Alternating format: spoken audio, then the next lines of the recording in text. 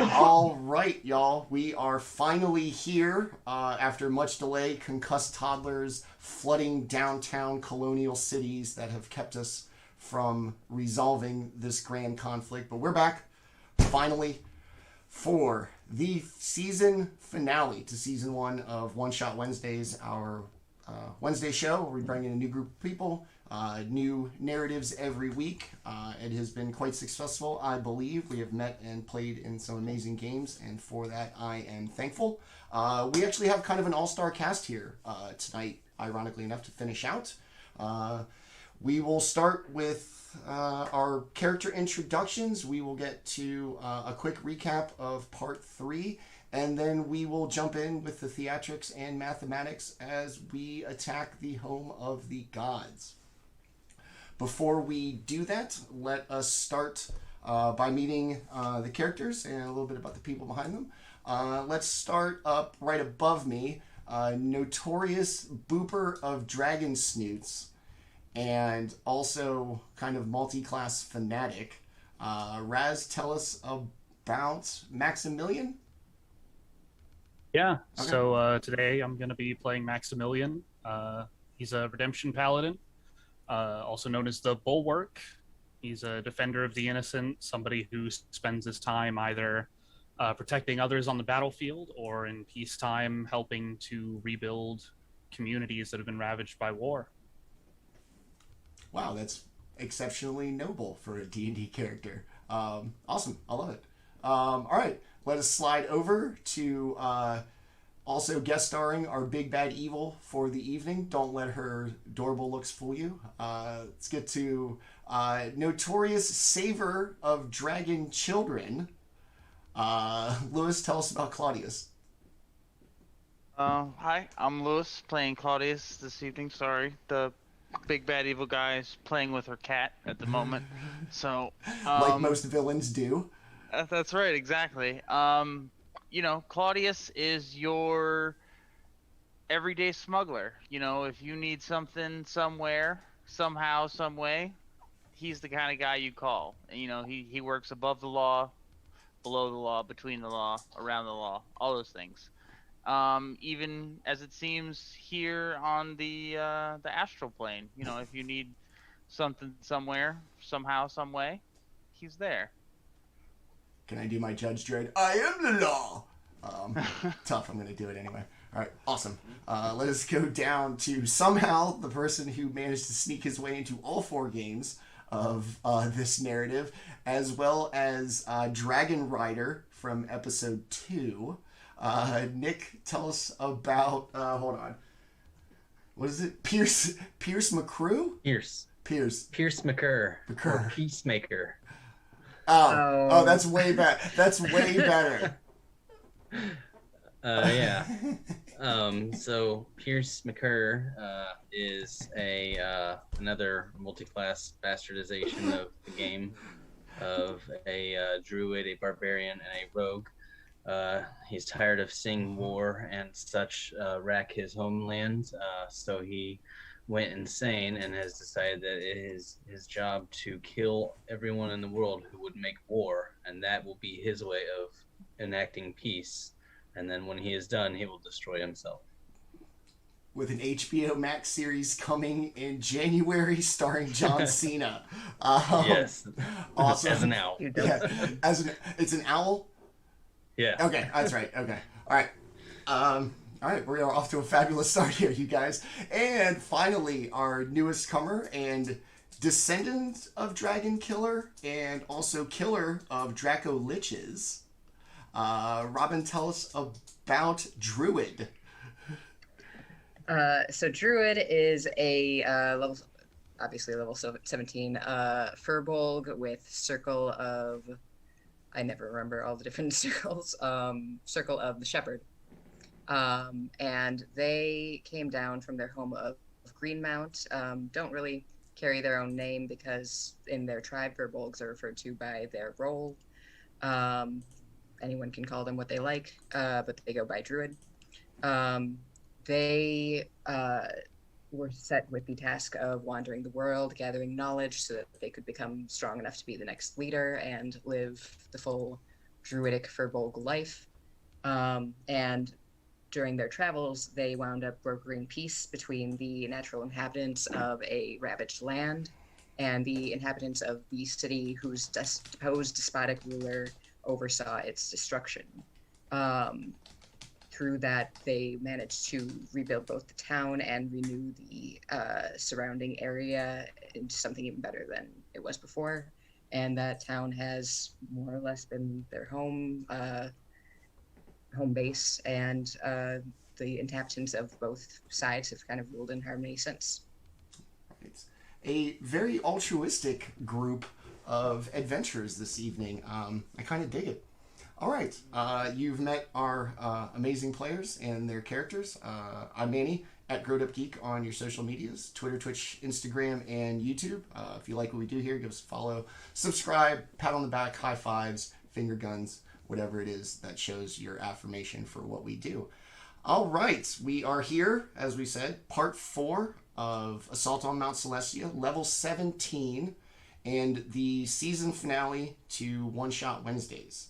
Last time, the party made their way through the domain of death, met the corrupting force that assumed the mantle of the deity of the domain, and they made what could be considered a tempting offer that under their leadership, that the rules of death would need not apply, families need not be separated, children not need to lose their parents, relationships lasting for eternity.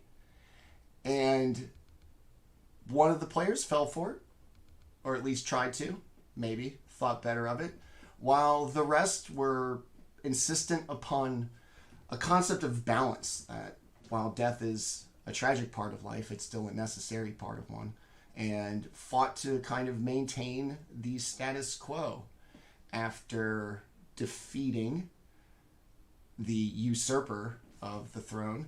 Bahamut himself appeared in Platinum Dragon form, and that's where we will pick it up this evening with part 4 of Assault on Mt Celestia. Just as the dust settles from your battle against this twisted version of what the god of death believed their job should be, the sky darkens, and from it a monstrous, glistening dragon form swoops down and presents itself. It stands in the most regal fashion and looks ever the part of probably the most majestic and awe-inspiring creature you've ever seen. And as it lands, it is instantly recognizable that it's Bahamut. I see the gods of death have chosen well in their champions, for you have made a decision that was not easy and one that lessers might not have made. You have chose the balance and the continuation of life as we know it, in pursuit of both balance and a sense of appreciation for the life that is granted to you, knowing that it is finite. And with 3 domains restored, we look to the domain of peace, where we have not heard from Eldath in quite some time. They have been leading the resistance, and we worry that the domain of peace may have fallen as well. And before I send you to the final corruption, I must ask that one of you stay and assume this throne, set right that which has been wronged, and allow a new champion to be chosen so that this party may move on, rescue Eldath, and finally put right all in the prime material plane. Is one of you so humble to believe that your journey ends here and that your vision of the world is true and just?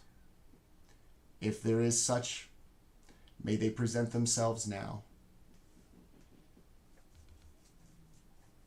Belle steps forward and says, I don't believe that death will be the end to this journey, but I would step forward for the role. Very well. It was you who spoke of balance and an appreciation of that which a finite life grants in both joy and sorrow, but the full emotional experience of life. You will be a good choice, and it is my belief that you will rule justly. And it straightens itself up, and with this incredibly massive and powerful claw, it summons a throne of a preserved tree that has been long dead, yet still maintains, still has a presence, a reminder that death need not be the end of all things. Bell, it is time. Assume your throne so that these champions may continue on and put right all of the prime material plane. They step forward and before I do, may I say a few words for my companions to usher them on their way and urge them towards success in their next venture? Not even the Platinum Dragon can dictate what a god does in their domain.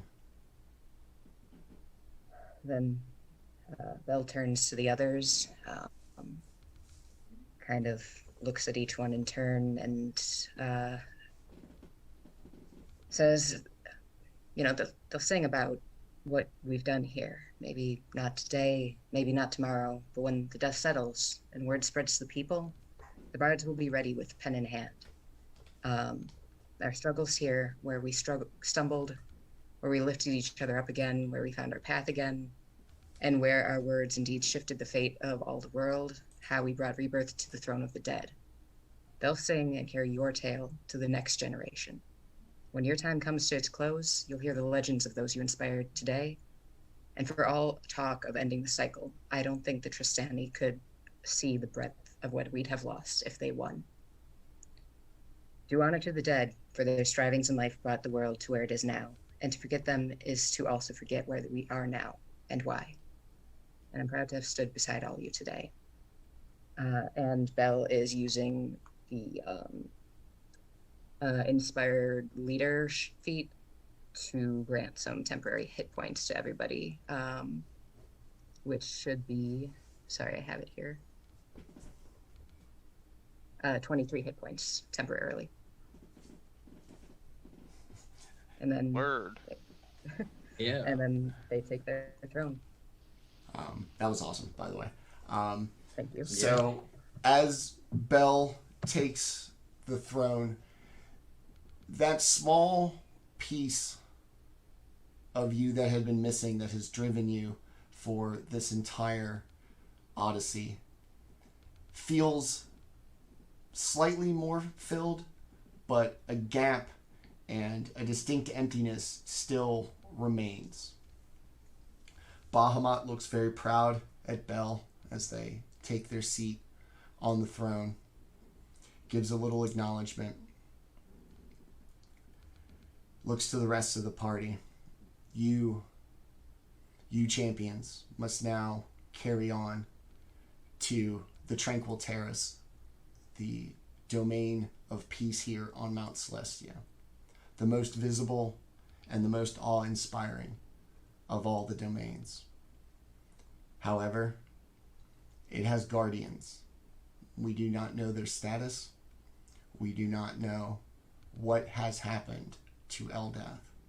So we ask you to be prepared as we now send you if you are ready.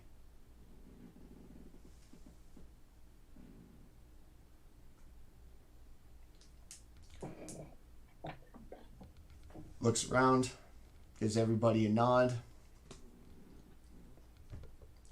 Rule well, Bell, for we will meet again. And as it does, it spreads its wings, pulls the party in towards it, and then, just like that, gone. Bell now sits, alone for the time being, ruling over the catacombs and all that it will be in the future. Now, let's do a quick little overlay switcheroo. Ta-da! Now, Claudius, Maximilian, Pierce, nice. and Druid, you have found yourselves chosen by the lesser deities of peace to be their champions or to continue on in this quest to rid Mt Celestia, the home of the gods, of this foreign corruption. And as you make it, pulled in, enveloped in this warm hug, you four hitting your brain, just like that, it's over, and you stand in a blank white void. Seemingly endless, very well lit, no kind of sense of up or down, just in a void. No emotion. The only thing, that emptiness inside, driving you, eating away at your health, your mental well-being, and most importantly, your resolve. After an unknown amount of time, everything starts to slowly but surely make its way into focus. The white void becomes the almost traditional children's tale setting of the afterlife. Large, fluffy clouds, kind of an odd sunset lighting the area, and off in the distance, a simple brass gate flanked on each side by two humanoid-shaped beings. Standing there, not acknowledging you at all. As you look around, it is just the fluffy clouds, the two humanoids, and yourselves. What would you like to do? Well, it's nice of them to send a welcoming party. Mm-hmm. Is there anybody else nearby? No. Is just the four of you, and then off a couple 100 feet off in the distance, two figures standing, flanking this very shiny metal gate like you would see at a courtyard or a garden. Well, we ought to introduce ourselves. Yep. Right. No point in. Yeah. All right, Max. Give us a physical description and kind of how you're dealing with this new, space. You've suddenly gone from the prime material plane to a void to now at least a sense of physics, at least. Well, Maximilian's a dwarf. He's a plate-armored paladin, fairly typical. His armor is impossibly shiny and kept that way with magic. But other than that, he's on the back of his greater steed, his Pegasus, and he's got a shield, and rather than a weapon like a sword, he's got a large staff that he holds in his other hand. And honestly, I feel like he'd be pretty comfortable in a place like this. Very heavenly, I guess you could say. So far, so quiet. This is his type of place. You get used to this. All right. All right, you guys were good. I'm here. Good. Nail it. All right. Druid, you two seemingly almost picked up after a very brief kind of introduction from a deity that has reached out to you. How's Druid look, and how are they feeling with this sudden kind of burden placed upon them, and now finding themselves in the actual situation? Druid is a blue-skinned furbolg of about 8 feet tall, with red hair that is pulled into a couple of braids to keep it out of their way. Wears very simple hide armor, and carries a sickle that shines with the light of the moon at their side. And on their shoulder currently is perched a little fey owl. At the moment, they're a little less perturbed by the sudden responsibility than they are by the sudden planar travel. The little bit of warning helped, but it's not the first time that they've traveled across the plains so suddenly, and the first time wasn't a walk in the park. So they're a little cautious considering sending the owl out to scope out the area. Okay. And speaking of owls, Pierce, go ahead and give us a physical description and how you two, suddenly thrust into this situation, now find yourself on the doorsteps of the home of the gods. So Pierce has been on a one-man mission for the last several years of his life to bring peace about. He's known that these powers that have been bestowed upon him didn't just come about for no reason. He's known that his destiny lie in bringing about some sort of peaceful change to the world. So he is eager to get his destiny started because he knows that this must be it. All right. So everybody kind of stands there. 3 of you suddenly jarred from the prime material plane. Claudius having traveled previously and stayed through to help Bel ascend to the throne of the domain of death. But everything starts to feel a little more tangible and real, just as it did in the catacombs, as these 2 sentries stand flanking this gate off in the distance. Still, if they've acknowledged you, you can't see it from this distance, but they've made no effort to approach you or shout out and inquire as to who you are or what you're doing.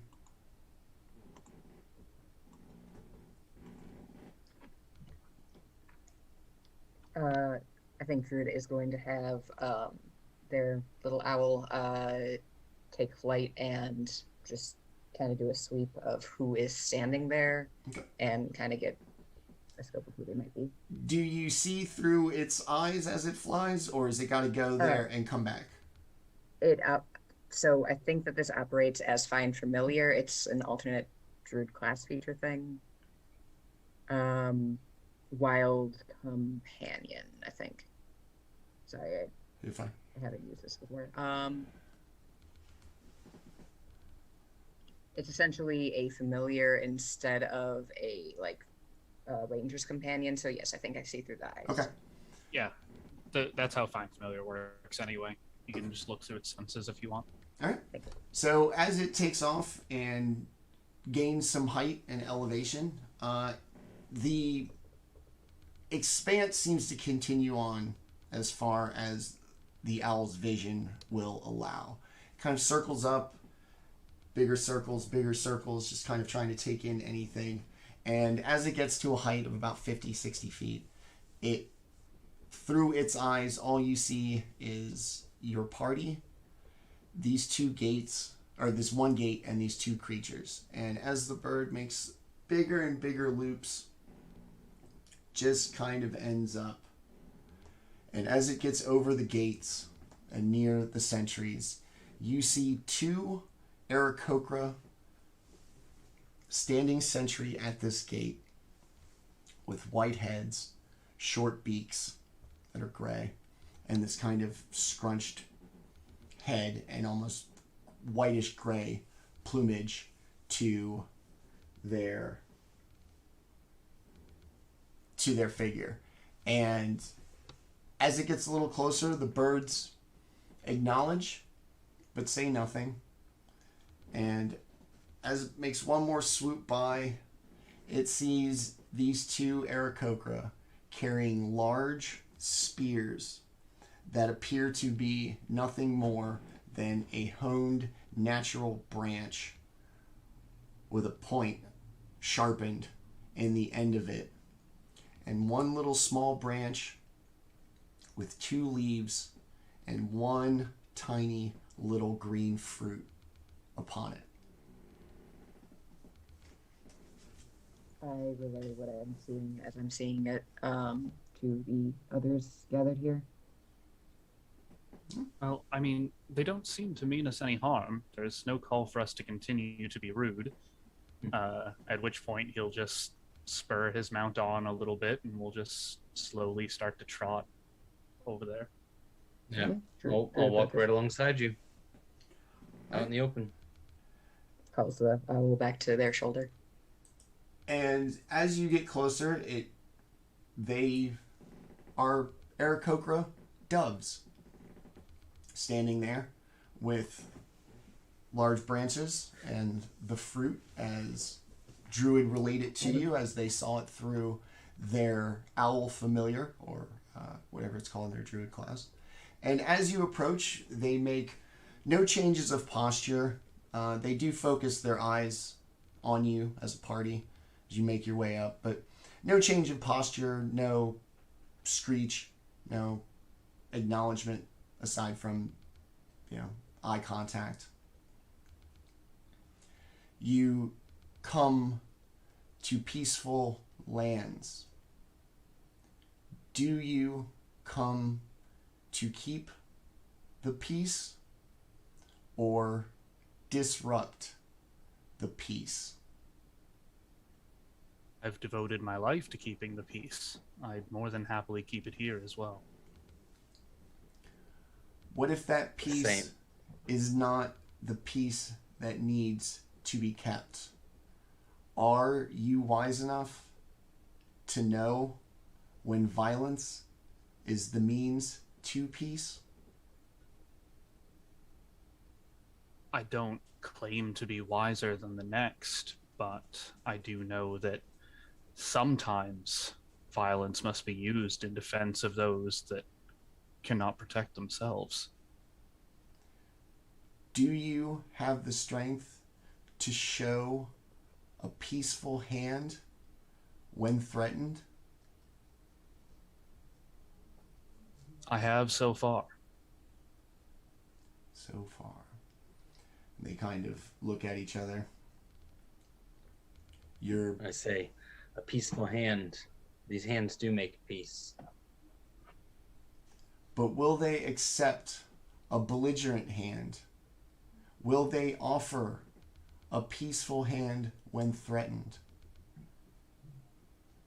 It is easy to make peace and to offer peace when it already exists. It is another to stand firm in your desire for peace when faced with violence. That's been my whole life's devotion as well. What is the life of a mortal? Well, I see Bahamut set you. Our mistress is in distress. She has not come to check on us, and we fear this invasion has made its way into the Tranquil Terrace. We will allow you to pass, but it is by our grace that you remain. Shatter the peace that needs to be, you will find yourselves in the material plane. Maintain the peace that harms us all, once again, you will find yourself in the material plane. Listen hard to the words we speak, mortals, for this place is not one for games or trifles. This domain is life. One of them reaches back, and the very shiny gates screeches open, oddly. And on the other side, it appears just as if you are on the side that you are currently on. You can see through the gate, it's just brass bars. But with an outstretched, feathered hand, they motion you through the pillars and into the gate.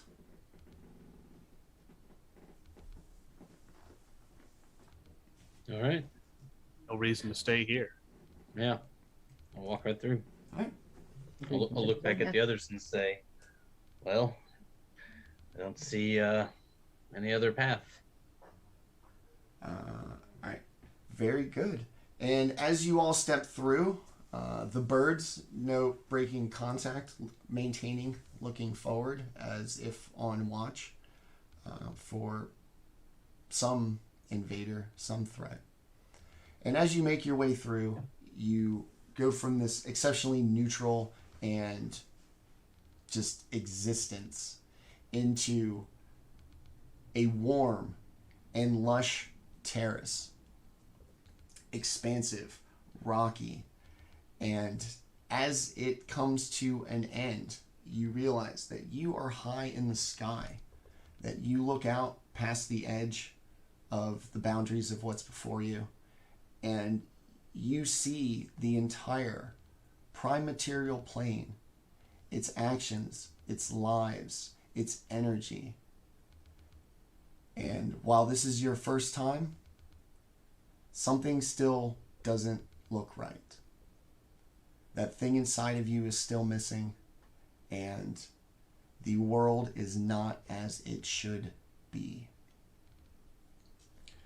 And in the same way that those who rode through the grove or made their way to Neverwinter, something compels you forward towards the edge.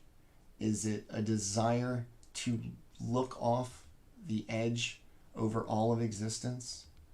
Is it that hole inside of you being filled, just being here? And as you make your way along the rocky outcroppings and everything, eventually you come to a very narrow pass between the rocks, and out on the edge, overlooking the entire prime material plane, you see a blood-stained point of rock and a weird moss growing. However, the moss is not covered in blood. The moss seems to be on top of the blood. What does everybody want to do? Can I approach and try to, this is not actually my strong suit, try to identify the moss? Sure. Nature? Yeah. Yeah. I would even accept religion, given the kind of I don't have either of those. supernatural setting. Can I Oh, but I rolled good. can I convince the moss to tell me what it is? Is that adding my... No, I don't have a proficiency in that. So that's 18.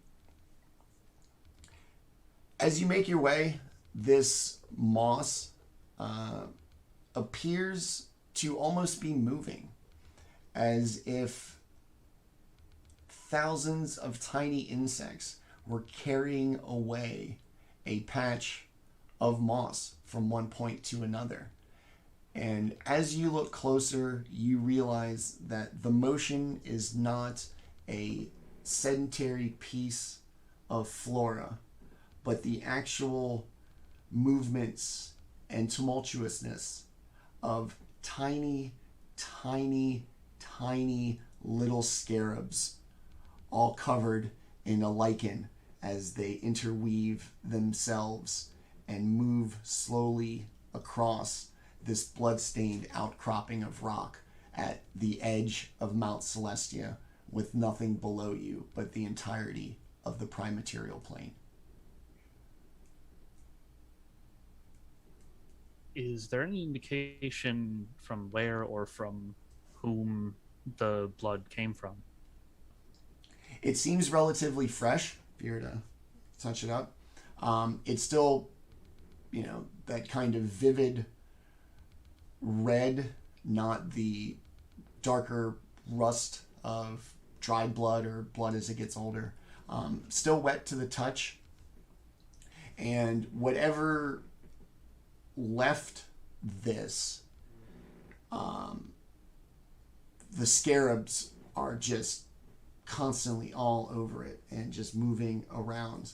And let's go ahead and throw up the VTT. And if everybody, I didn't grab you tokens for your PC. So if everybody would like to grab one and kind of put it where you would be in this scene. Thought ahead and pre-uploaded mine. The same. Actually, I already took one off to the side too.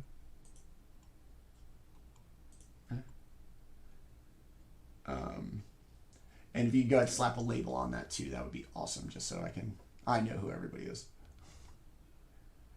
All right. I don't know how to do that.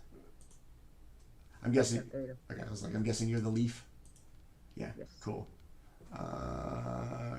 Wait, no. Manny, for reference, my passive perception is 25, and my Whoa. passive investigation is 23. My passive perception is 26. Others aren't worth writing home about. Okay. Apparently, my passive perception is wait for Pierce to notice something. Hey Max, check this out. I know, I saw it. What is it? I apparently don't know how to grab a token, so don't. I got do you. that. I got you. What are you? He's a monk. It's the fist one. Yeah. Got it. Ta-da. Awesome. Thank you, sir. Yeah. Boom. All right. So as Druid and Max, you're both kind of seeing what you can see and decipher what's going on here. And as you do, it becomes quite apparent that these scarabs are here for this blood. This blood is fresh. Are they Good. Are they eating it, or are they moving it, or how are they Carrying it away like ants, maybe? They just seem to be doing their collective thing within the boundaries of the blood spilt. They do not move beyond any bit where there is blood, and it just appears to constantly be moving within the available channels of blood. And any detached separate pools have their own little scarabs that stay in that little self-contained area. But they're all covered in this weird lichen.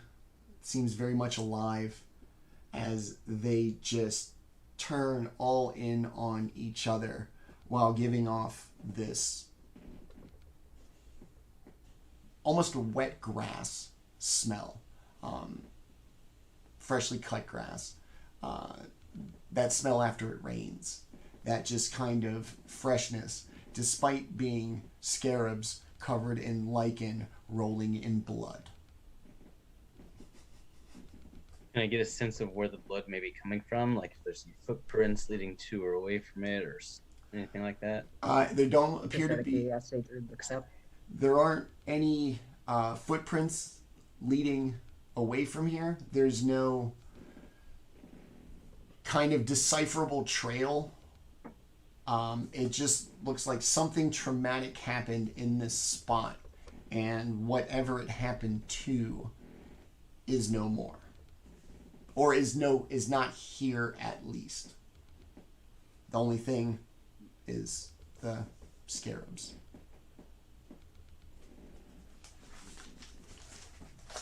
Well, whatever happened here, it seems we may have been too late.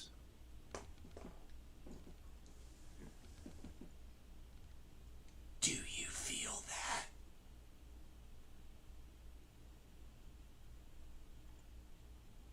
Nope. Where do we hear that from? Just out in the void. Omnidirectional.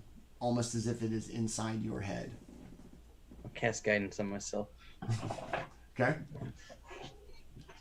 I'm going to start casting Foresight on...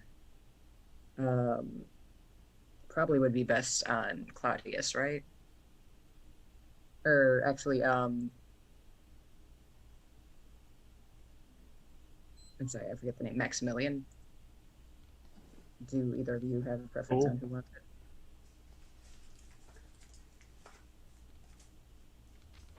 That's up to you. I really don't. Okay, then I'll cast it on Claudius. But it'll take a minute, so. That gives me. Advantage on Everything. attack, ability checks, and saving throws, and you cannot be surprised. Nice. All right. Yeah. Wow. And other creatures have And- disadvantage on attack rolls against you as well. Yeah, it's a 9th level spell, Manny. It's no joke. I cast Red Bull on you. Really alive, like And now he has wings. Yeah. Yeah. In the celestial And that's setting. very dangerous in the hands of in Claudius. So that's very dangerous. As I see Yeah. Druid casting what I recognize as some sort of ritual-like spell, I'll go ahead and like stand defense and make sure that they're able to complete it. Thank you. Okay. All right. So you, Pierce, you're gonna be looking back like the way you came. Yeah, Okay. just kind of like going to sentry mode, just looking around everywhere. I've got guidance on myself. I'm just kind of ready to. We heard that weird voice, so yeah, I'm ready to rock. Okay. And after a couple And that moments, lasts for, go ahead. so I was going to say that lasts for 8 hours, by the way. Okay. Oh. Oh, for All right. All right. I'll cast Longstrider on myself too. huh. It's almost as if you all think something's going to happen. Everybody, there's a creepy disembodied voice, and now everybody's Spooky, paranoid. scary skeletons. After a couple of moments, the voice does not return. The scarabs continue to go about their course of action. We've joined by Tabaxi in the group.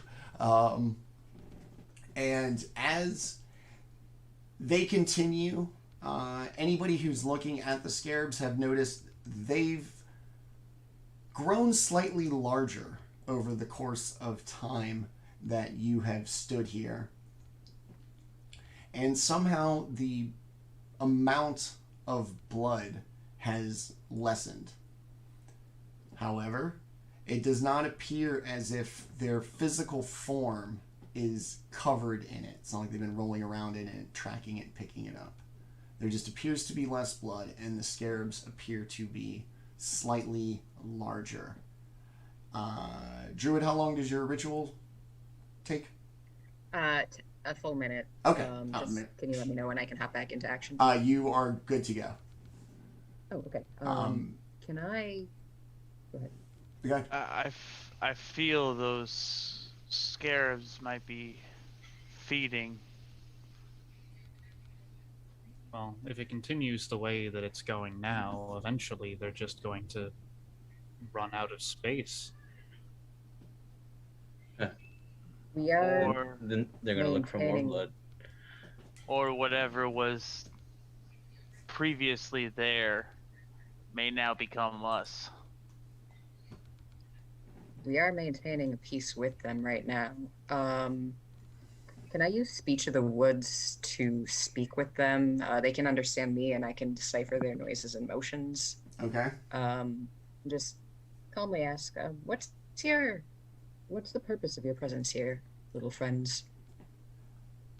In one unified voice as if thousands of voices spoke and answered your question.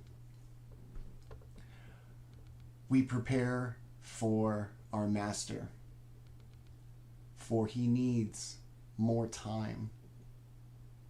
This place is not for him, but it will be. And it's as if hundreds of thousands of voice in perfect unison with that slight delayed echo that you accompany with people speaking at the same time. Almost deafening comes from this group or groups of scarabs kind of interchurning all over each other. And as you stand there over them, having this conversation, you've noticed they've grown larger again. And this time, instead of going outwardly, filling the exact shapes of the pools of blood, they appear to be going vertically now. Don't like that. It's only a little bit ominous. Yeah. Whose blood is this? It is our master's.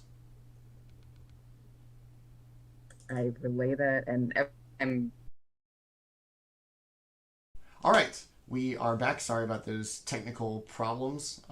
The gods are not thrilled with us trying to supplant their will and are doing everything they can to stop us. So we will be undeterred, much like our brave party of adventurers this evening.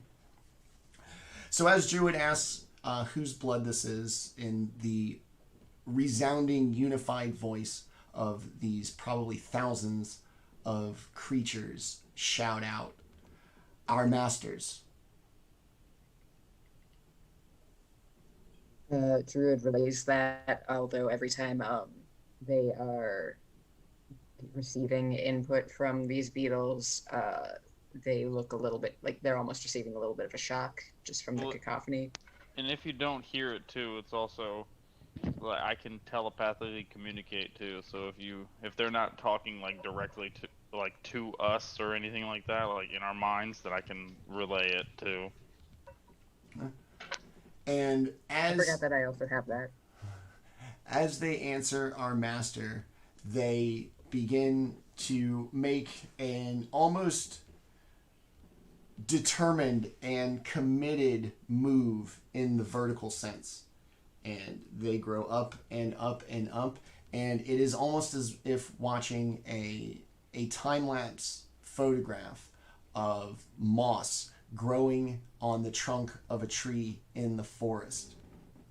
What starts low and wide narrows as the scarabs turn from these kind of green-covered bugs into this almost human-esque or humanoid silhouette made up entirely of these scarabs that have grown as the pile of them has grown.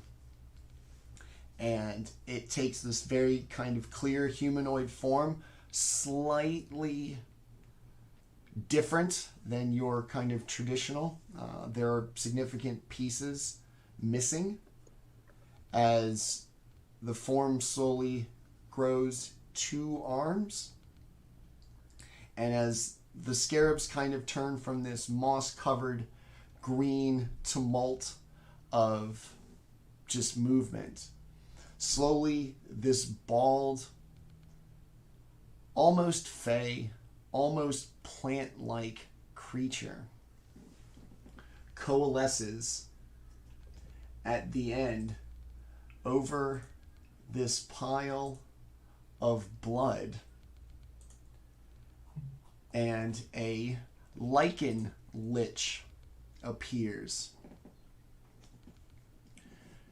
Do you not appreciate the peace of nothingness, of an endless expanse and a view to eternity? Is that not the epitome of peace?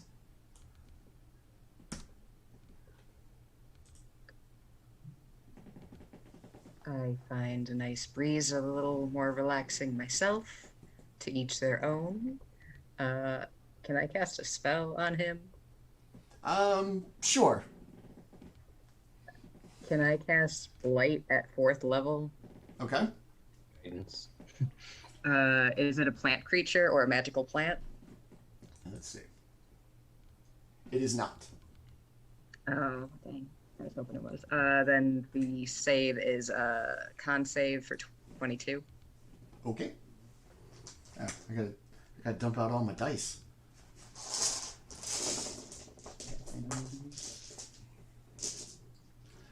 22 con save coming up. That's going to be a 27. Okay, then. Oh, you know what? You said it's a lich. That means it's undead, right? Yes. I just wasted a spell slot. And it looks about. This is a land of peace. The doves warned you. The penalty for breaking the peace. I will offer you this one chance. The same chance I offered Eldath. Leave this place peacefully, so that this new reign of quiet and solitude may carry out through the world, and so that everybody may know inner peace. But without outside influence, inner peace is just madness. It is best to go mad in the search for peace than it is to search for peace in a world of madness. And what happened to Eldath?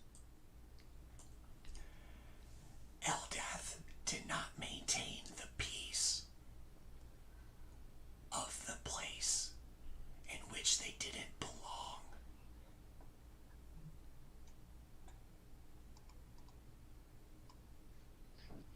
It seems that you disturbed the peace. I brought the peace. Peace by force is just oppression. Something I'm very used to.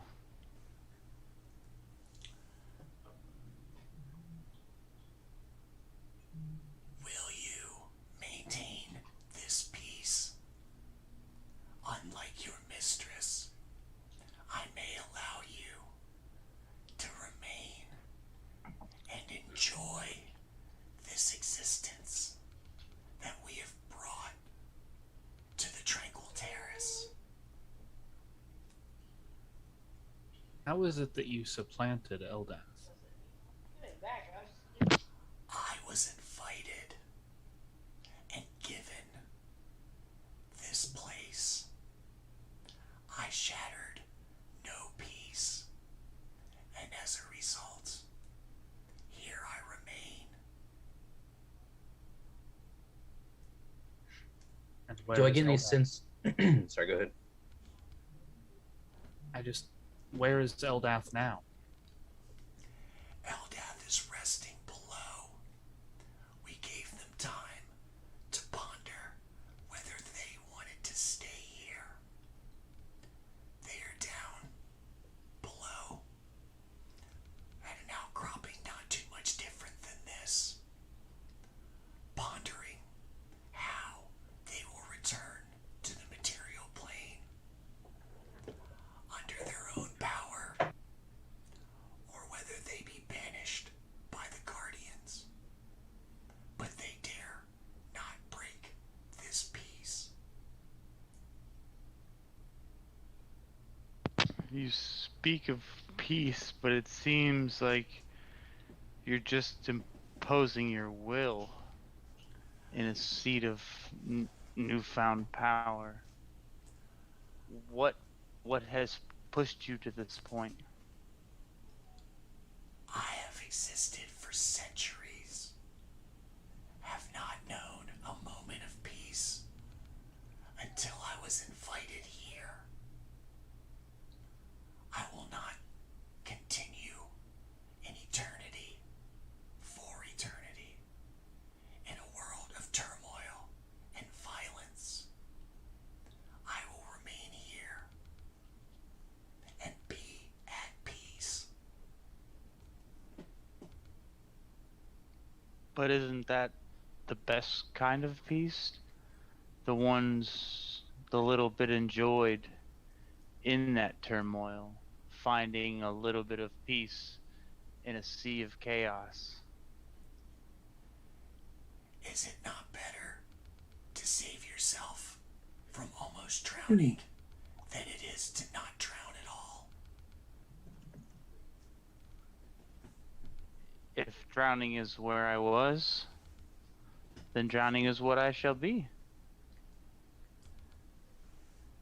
Then perhaps drown you shall.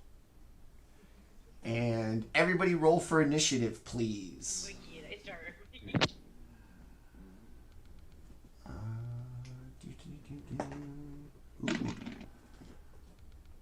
Ooh. I was like, I have a sentinel shield, and one of those was a natural 1, And the other was 16, so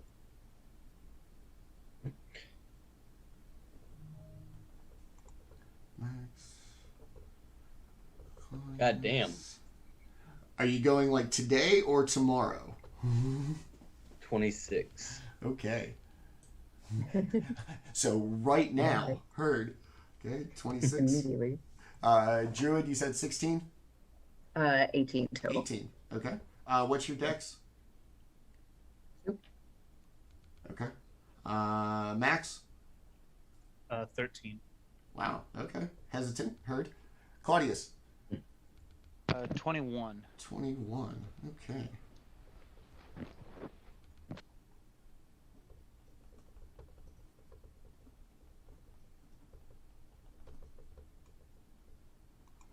I don't ponder reality and then back out, dog. You know, I'm about this life. that's right, dog. So- I'm a philosopher. So as it looks at Claudius and is suddenly broken from its very peaceful, however horrific visage, its green lichen-covered body glows like bioluminescence does, and as it expresses its rage and its short-tempered nature for these interlopers coming in and disturbing its peace, Pierce will be first to act. So, when it said that I'm sorry, what was the name of the deity? Eldath was down below. Did I get a sense that they meant like on a like I could get to there, like we could get to there if we were to climb down, but not quite, fall to the material plane? To the north, there appears to be a slight little path. Currently, more or less barred by another series of scarabs that have risen up. Okay. And as the one kind of collection of scarabs has coalesced into this lichen lich, as you would look around, they are also kind of scattered about. One of them seems to have formed in between Max and Druid. One of them at the very point of the outcropping, and then kind of scattered about, but not bound by the rules with the blood. They appear, I don't know, little groups probably about 2 to 3 feet across. Same tumult, same lichen-covered exteriors, but the smaller, like little tiny ones, not the ones that have grown into the Lycan Lich. So, Pierce, what are you going to do? I guess I'll well, fuck it. I'm just gonna attack because yeah, this guy's done something to Eldath. I don't buy what he's saying. So yeah, I'm just gonna go ahead and attack. Okay.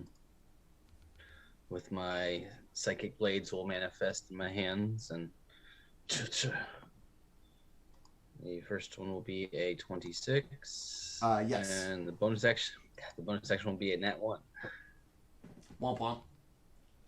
Yep. So that will. Oh, it didn't roll.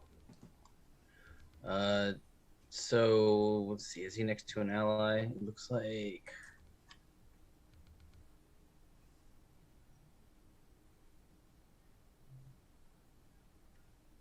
Okay, it did roll. Okay, so 31 damage. Ooh, Let me nice. check the map real quick. Yeah. Okay, so it is next to an ally. So yeah, the first one hits. The second one goes flying 31, past. Psychic damage. Okay. And then I guess Pierce will take to the sky and fly up about 10, 15 feet. All right. As you hit it, Actually, he'll fly right up into its face. But yeah, go ahead. okay. You can see it reach for its head, and as your psychic damage hits, for a brief second, it goes from the fully formed Lich back to just a bunch of scarab components making its outline as it fades back to its fully formed self. Is that it? What else you got? That's it. Cool. I'm gonna be right up in its face now. Okay. Claudius, next to act. So I am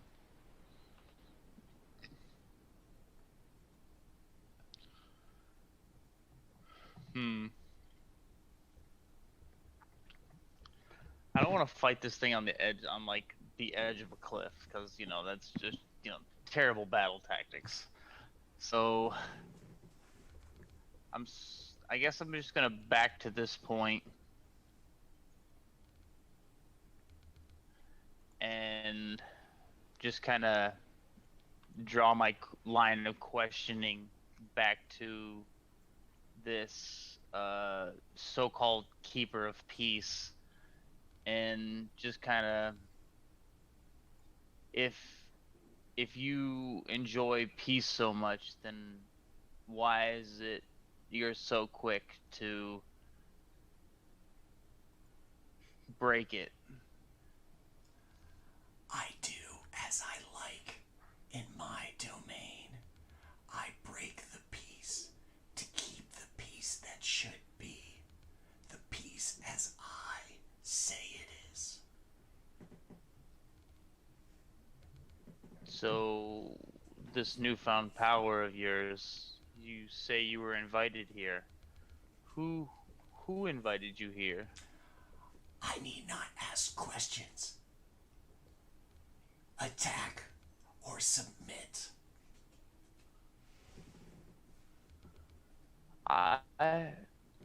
You say you enjoy the peace. I enjoy the peace.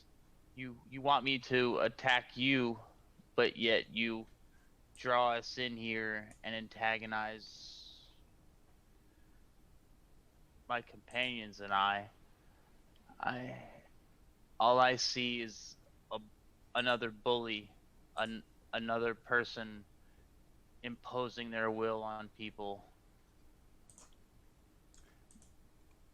Mid-sentence, the scarabs all holding the Lich drop as if strings on a marionette were cut. They scatter, they join other little collective pools of the scarabs, and these pools, one by one, begin to catch fire.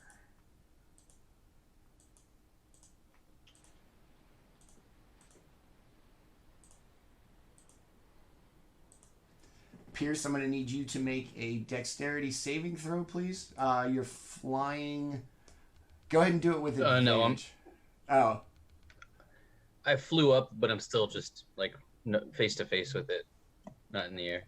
Okay, so you're standing on the ground? Yeah. Okay. But if I see it happening, I get advantage anyway. Okay. Dexterity saving throw as this puddle of scarabs bursts into flames.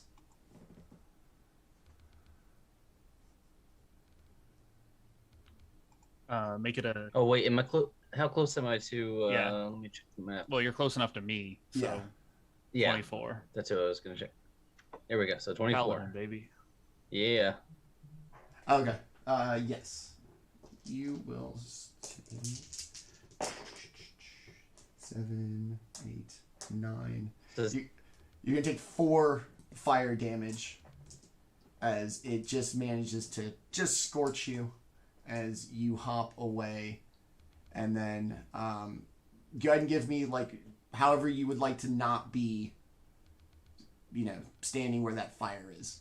Does that make sense? Yeah. So Okay. So my danger sense as I watch the bugs gather below. Let's say I do like a little flippy floop take to the sky, so I'm still technically in the same space, but I'm just flew just out of reach of the flames and only got singed a little bit on my feet. Well, with him being within my aura, I'll actually use my reaction to take the damage for him.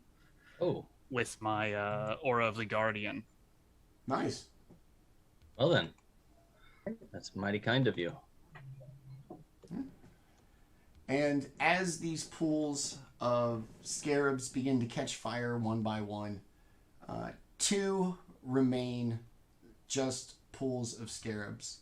One at the very end, the very tip of the outcropping, even past the blood where the lich first formed. And one that has formed next to Claudius as the lich rises once again from that one. You come, Son of a lich, to question God. Perhaps you need to meet a few more. And it's going to touch Claudius on the shoulder. And I need Claudius to make a Constitution saving throw, please. He gets advantage on that. Okay? Nice.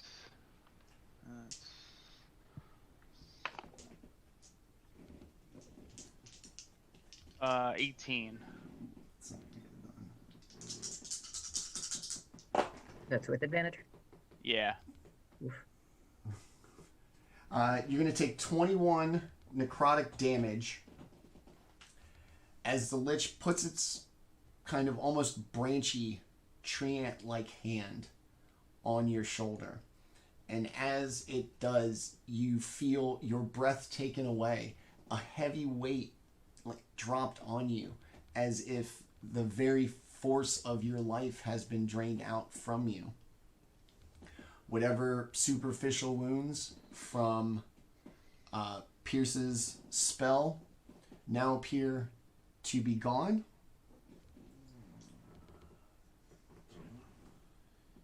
As the lich has sapped a moment of your life, like the machine in Princess Bride. Sorry, I'm trying. I don't usually get to add numbers to the monsters like hit points, so that threw me for a second. And as it does, it is going to touch Claudius, draw the strength out from him, and then disappear once again, replaced by flaming scarabs.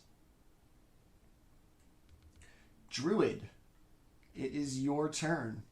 You have flaming piles of scarabs everywhere, except for a cluster at the very tip of that outcropping past the pile of blood.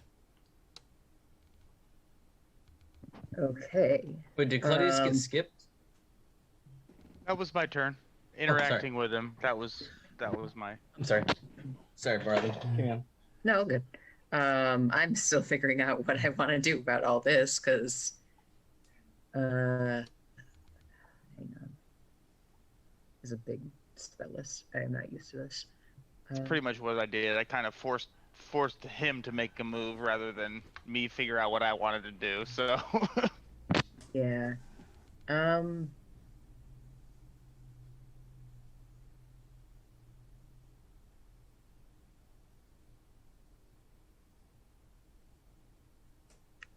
gonna try and use this a little creatively, but it might also do damage.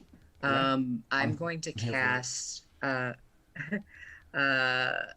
I'm gonna cast Tidal Wave to try and put out these fires and maybe, depending on what the deal is with these things, damage them.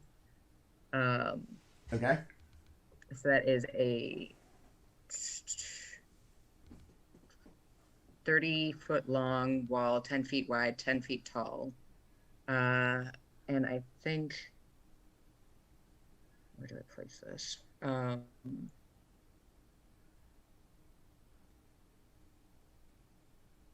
Sorry, this is a weirder one. I think it dissipates immediately. So I'm gonna try and get it from. Is there any way that I can draw on this and you'll see it? Just the drawing tool? Yeah, I think so. Somebody was scribbling on it beforehand. Which, Yeah, that was me. Just okay. use the drawing tool and it'll Yeah. stay on there, and then you can erase it later. Can I try and do that without catching Claudius? Not sure if that's the full 30 feet. Yeah. If you need to kind of put me in harm's way, it's okay. Claudius doesn't mind. It's also, I think, a dex save, so I think you'll be good. It's fine. Yeah. Like that's kind of why I said it, because Thunder Wave is a dex save. So Tidal Wave. I Tidal can. Wave, yeah, it's a dex save. So I can. From where you're standing now. Yes. It's a 120-foot range. Okay. Yeah. You want, and which way would you like to? Okay, you want to push them which direction? Like, hold on. It's it spreads out across the ground in all directions, kind of thing. Okay, That's so that's you want to the center it language of like the in spell. here, and then have it go out Centering it there. Yeah, mostly like, hey, can I put out these two fires and maybe hit that one that's by the torch north of closest to Claudius Max. as well. Yeah. Yeah, so this cluster of 3 here in the middle. Yes. Okay. Okay, so fire has to make a dexterity saving throw. Is that where we are in this? That is where we are. That it's a dex save of 22. Okay. Before we even dive down into the hole about what the dexterity modifier of fire is, as I didn't know if it was like fire or like scarabs or fire. Or so I can as also hold it until the scarabs. as you cast this spell, and what it kind of comes up like a fissure of water and just everywhere. And as the water kind of expands and rushes out, just before the water touches the flames, they go from these perfectly formed scarabs to collapsing once again into a pile. And as it does, the water washes the scarabs over the cliff. So we will... hold on. We will say this one, and this one. All instantly before getting wet and potentially being extinguished. Turned into the scarabs just as they're thrust over the edge, plummeting to the prime material plane countless miles below. It's gonna be some bludgeoning damage, maybe. Terminal velocity of scarab, go.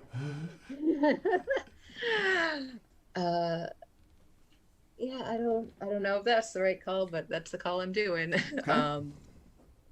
And I think that is my turn. I don't have much in the way of bonus actions. All right. I am gonna move a little bit out of where I am though, just to not be right by the edge and have that happen to me. All right. Do I? Yeah. Will I take an attack of opportunity from the fire? I don't know. We'll find out, I guess. Nope. You make your little druid sprint towards more solid and a wider base of area, passing Claudius. No attack of opportunity from the flame. And what else? That'll be it for my turn. All right, very well. Max.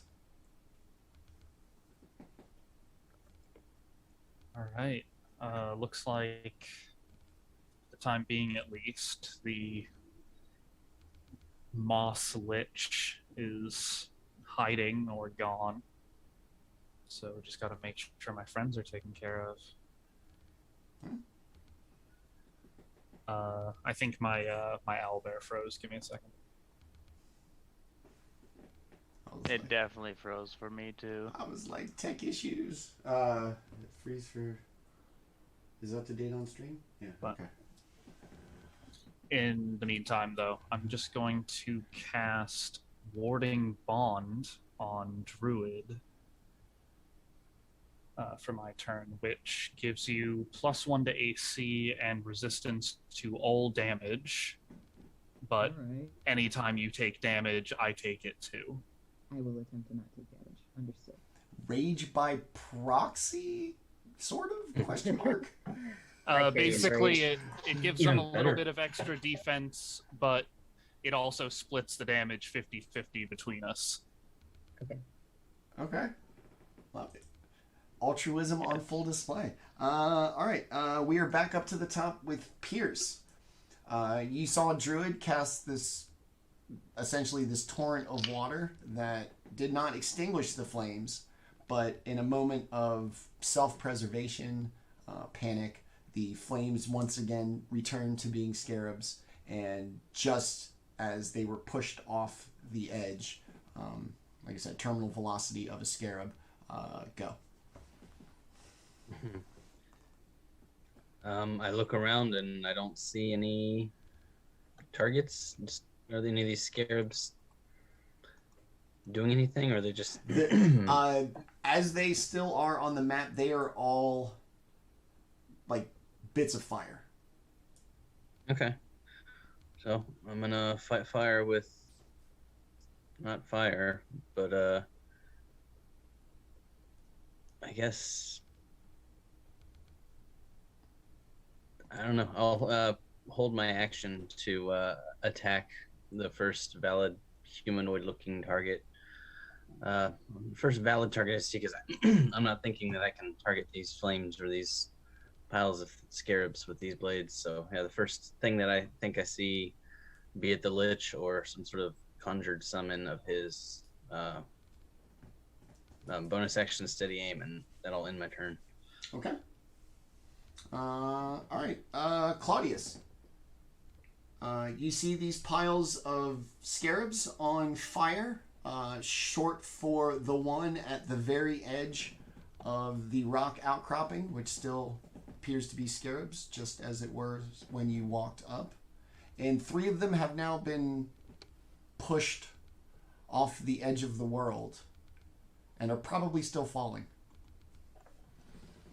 So I'll draw my attention back to the other non-pyrotechnic pyre of scarabs, and all you've shown me from now is that you have a short temper. The peace you would enjoy would not be lasting. All that shows me is that you usurped this throne you so boastfully show to us. The fire almost appears to all face you as you kind of scream out into the void. And as you scream at the pile of non-pyrotechnic scarabs, the one along the wall makes its way towards you. Does it move inside of my, Yes. Alright, well, you know, I'm not going to let it sneak up on me, so I'm just going to, like, turn around and give it the beans. And as it does, and you turn around... Oh, hey, Max, you moved. Good for you. I'm still locked up, so, like, I okay. can't. I'm looking at a blue screen right now. Do you want me to move you? Really? If I can't say yeah, anything. I don't know. Okay. I Yeah, don't it's know what's fighting going me. on, so, yeah. Tech problems, Yeah. losers. Yeah, so I mean, if I can still reach it from, if it moved into my space, then I'll go ahead and just use my reaction. Okay. Same. First off, yeah. Go ahead and resolve yours first. Though. Ooh, natural 20. Let's see if advantage gives me another natural. Nope. All right. So natural 20 Okay. on that one. Greedy. Hey man, whatever, dude. You know, you never know. Double critted, y'all. So that's 15 plus another 10. Where's that? Okay. So that's 30 points to damage Very nice. as it moves into my space. As you stand there, you know, addressing the unlit pile of scarabs. I also throw my soul blade. Okay. Sorry, I don't want to go too far before All right. the reactions resolve. Yeah. So as you feel this presence, you know, probably ever senseful astral plane probably gave you a little hint that something was coming up, and instinctually you turn and move to strike. The scarabs have once again formed into the lichen lich, this time with a wry smile on its somewhat mossy and decrepit face. And as you strike it square in the chest, cracking what sounds like the bark of a tree, it smiles at you. Words are not peaceful like violence, are they? Do you feel better now that you try to bring your peace to my domain? And you strike the lich square in the chest for its 30 damage. And even as the bark of its sternum crack and splinter into dust in the air, its smile remains. You don't believe in peace. You believe in your peace. So as it turns into the lich, Pierce is going to use his held action. Go. Yep. All right. That will be a 32. To hit? Yep. Wow. Okay. 19 on the die plus 13. And that will be a total damage of 28 of the psychic variety. Ooh. Let's see. I was like, that's like my waist size, dude. Huh. Does a 32 fit my waist? Yeah, actually it does. Oh, does a 32 hit? Oh, also yes. So Pierce wails on Hell it. yeah.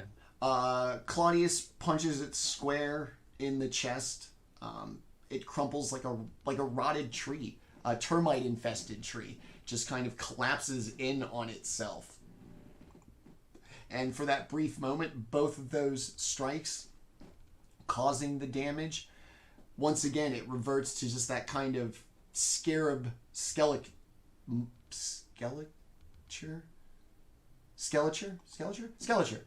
Sure, roll with it. For a brief moment before coalescing back into this fully formed living thing. Claudius, what else you got? Well, you know, just big talk for someone who all they've done is show how little they have towards other living creatures. Aren't you now the god of peace? Don't you know that that truly entails all types of peace? It is whatever peace I make. And where my mouse go? It is going to take its finger and scratch it along Claudius's cheek. And I need you to make a Constitution saving throw, please. Well, that's not fair. Come on now. With advantage. I was gonna say, I think you'll be fine. You have advantage and a +5. You're a monk, Well, so you have proficiency on everything. Yeah, I was talking about because I'm standing next to him. Yeah, we'll hit with his +5. That's a +12, so that's a 30 to save. Okay. And as it scratches, you feel this overwhelmingly warm feeling from inside, as if it is attempting to poison you with this wood-like nail at the end of its finger. And because of your connection to the astral plane, as well as your, self-discipline, it fails. Even if it did fail, I'm immune to poison, so... Oh, that's good to know in the future. Because it is quite the doozy of a poison condition. Alright, so that's going to be it for the Lich. Druid. Is there still water on the ground? A little bit. Like it's rained, but I wouldn't say it's pooling or anything. In the uneven crevices, there's puddles. Okay, I was thinking about using shape water, but I don't know if that would work for this. I'm thinking I'll just hit him with another tidal, or hit the fires with another tidal wave, so they can't have around and do damage to us. Does that kind of track for everybody? All right, which one are you gonna, or which ones? Let's go ending right at that one, trying not to hit Pierce with it. I could take it. Yeah, I figured. And can probably fly up even if I do knock you on your butt. Yeah, I'll hit right there and try to knock those two off and hopefully get the one under Pierce beside. Okay. As another deluge of water kind of comes out, like a above ground pool that has been burst into a backyard, just like before, the scarabs, or the flames, return to scarabs just an instant before they are struck by the waves, and they are washed off the edge and will join the previous set of scarabs as they plummet to their eventual demise, probably, on the prime material plane. And I think I'm pretty good right where I am. Let me double check a thing. Yeah, I think that I'm good with just that. Okay. Don't have much else to do. Maybe. No, that's it. Good. All right. Max.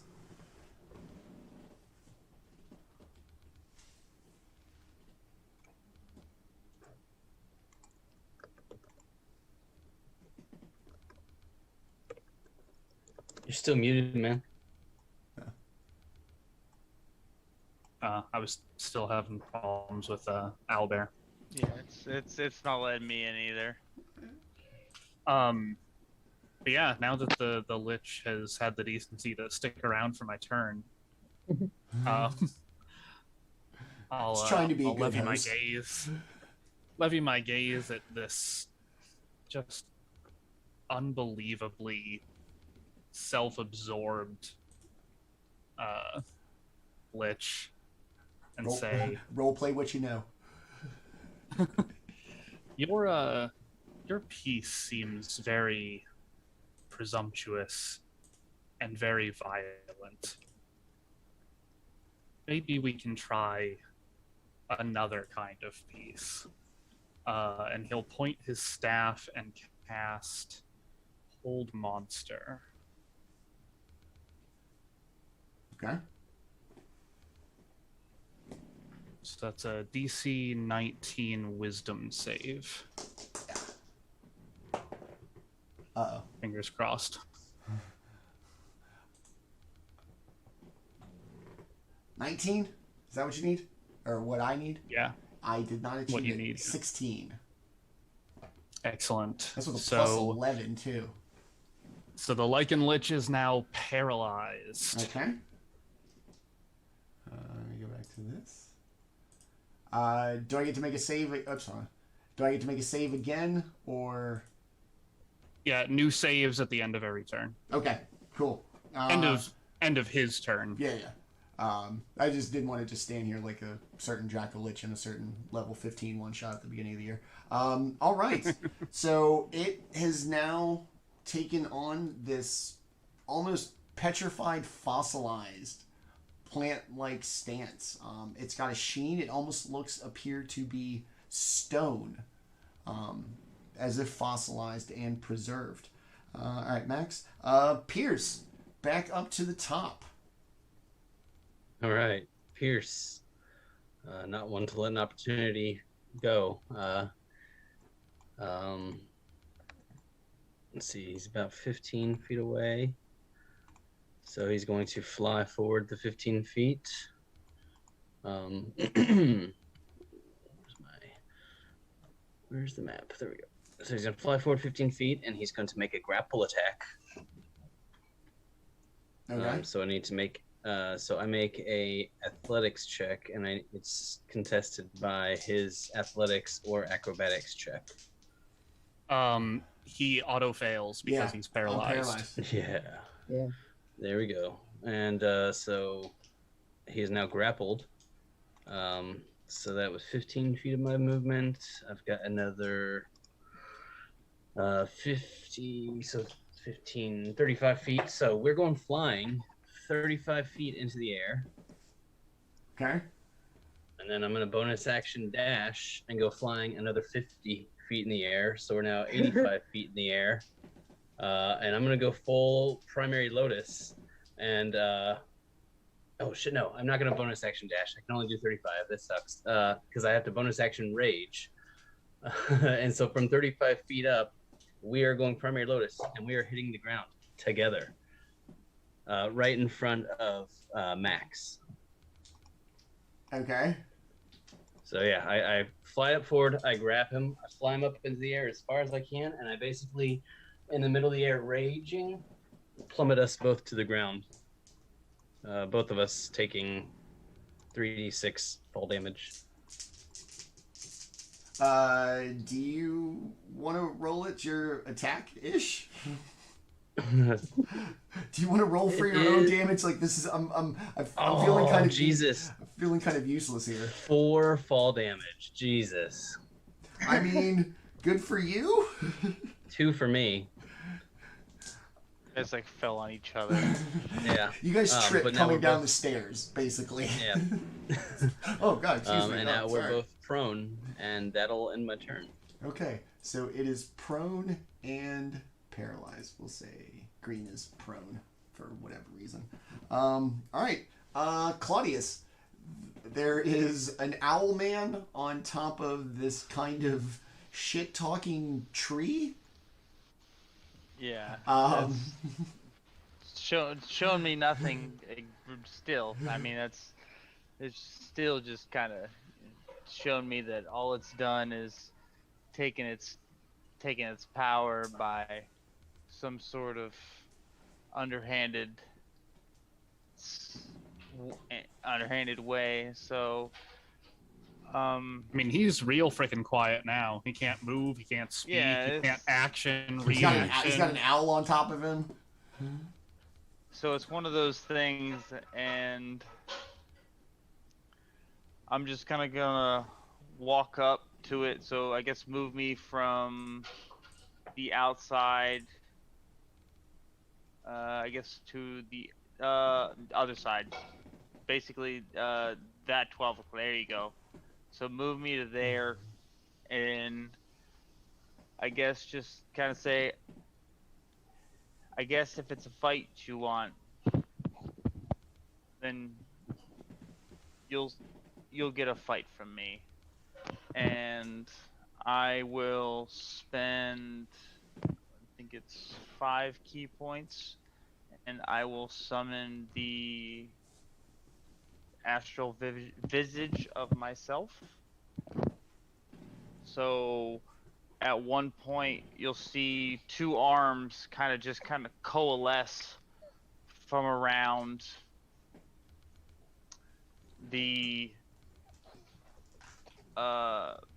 lichen and just kind of smack it on either side of the face, and then they will, just like before, one will attach above one of my arms and one will attach below one of my arms, and then you'll just kind of see a bright aura around my head and the rest of my body.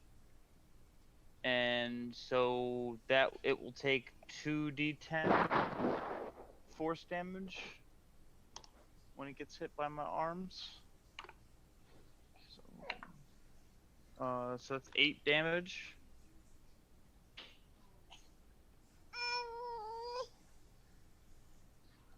Wait, sorry. How did you take damage? Oh wait, hold on. When my arms are summoned. Oh, okay, yeah. It's been a while since I did a monk.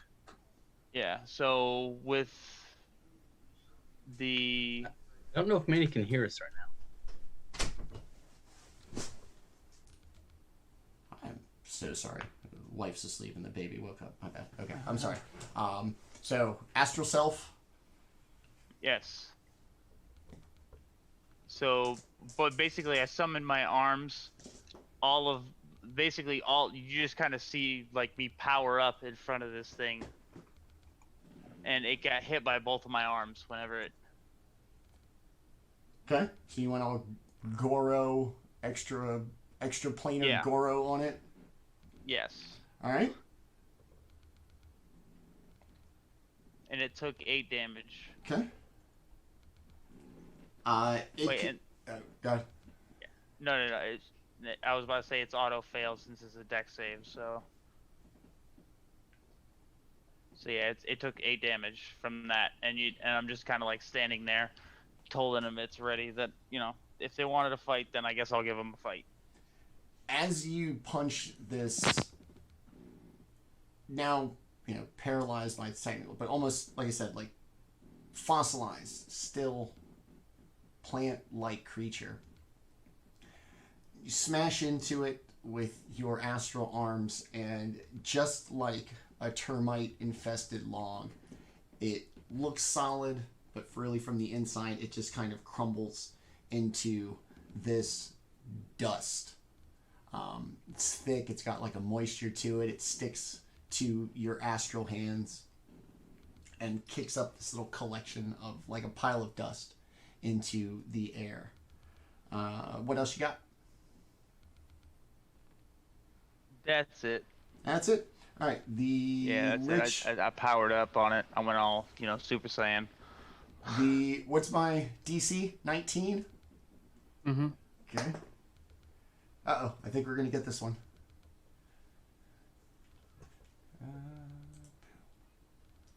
21. So he stops being paralyzed, but his turn is still over. And is still... He's grappled and prone. Yeah, and still grappled and prone, which we did for green, yes, for some reason. Okay. So the Lich is no longer paralyzed, so at least it's going to have something of a fighting chance with what hit points remain. Druid, it is up to you. I could just try to tidal wave this guy off the edge. But I think that we're a little bit too close for that to work.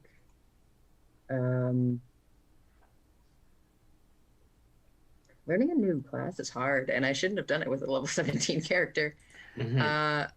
Trial by fire. Let's... The what? Trial by fire. Yeah. Since we've taken a couple hits, I will use so I'm trying to find it on my spell list. Have we really? I've Like, I don't feel like taken- anyone's been hurt at all. I've only taken I've 10 taken HP 21. damage. Claudius took 21. That's all temp. Bell's Oh yeah, I forgot Bell's, about Bell's I forgot. benevolence. Yeah, all right. Well then, fuck this guy. You guys are fine. Yeah, no, I forgot. Then I think I'm gonna. And he's grappled and prone. If you want to just curb stomp him. Yeah, I was gonna say. I'm gonna go right here, and I'm gonna cast Primal Savagery, and just. I don't know what that is, but it sounds impressive.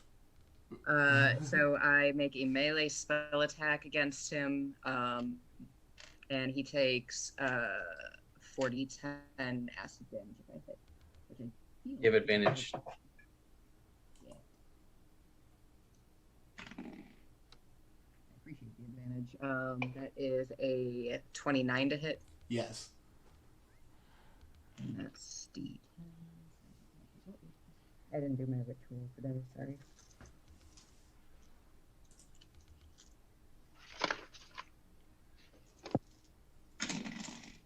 Ooh. I hit him. 10 plus 8 is 18 plus 9 is 27 plus 2. 29 points of acid damage.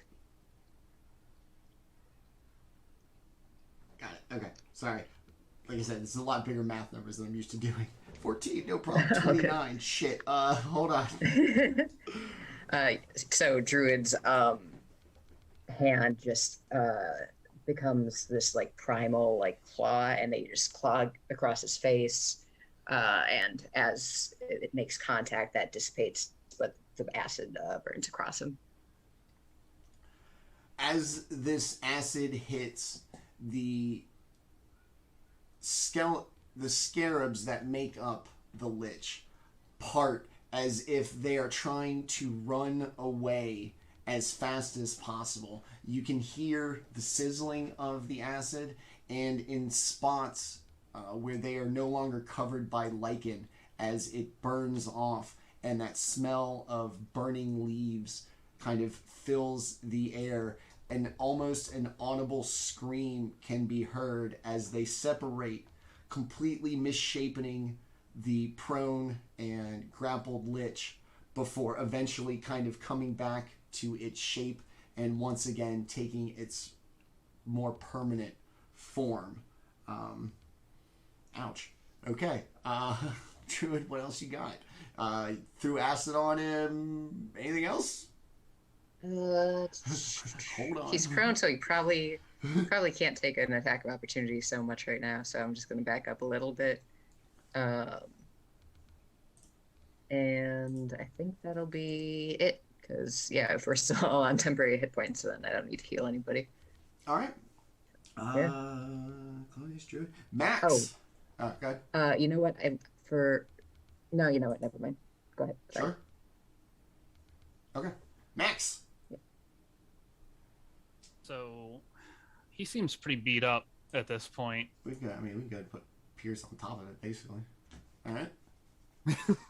And so he's made up of lots of little scarabs, huh? That's interesting.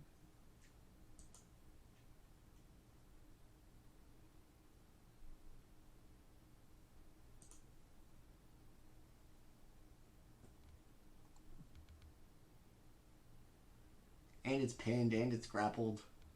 It's been burned by acid. It's been punched by... He's straight up not having a good time.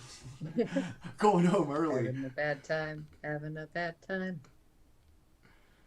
Slips into the ball like a the laws of gravity. And I was looking at all my... Like Lady Godiva. Sorry. Looking at his smite menu. No, that's not even, like, I know that's my MO, but I'm looking at all the peaceful options that I prepared today, and it's like, la-da-da-da-da, doesn't affect undead. La-da-da-da-da-da, doesn't affect undead. So you know what? Fuck this guy. We done. We're gonna poke him. We're gonna boop him with the staff right in the snoot. I tried to not choose violence, bro. You made me do this. I did everything I could not to hit this thing in the lycanthrope mouth, but all right, let's see what happens. Yep, it's a nat fucking 20. It's a nat 20. Ooh, I'm curious. Well, what was it? 2 weeks ago? 135. Oh yeah, this won't be nearly that crazy. I didn't pack my fucking warlock mixed with paladin double smite specialist that just deletes whatever he touches. Those were your exact words too. The snoot deleter. Yeah. I'm gonna boop the dragon on the snoot. All right, man, go for it. I wouldn't recommend it. It's not puppy. Boop.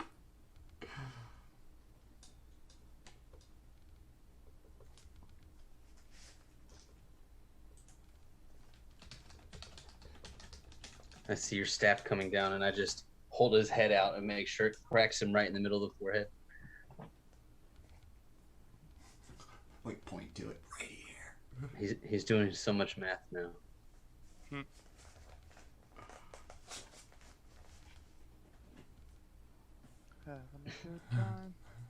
We're straight up like high school bullies holding his arms behind his back while 3 different people wail on him.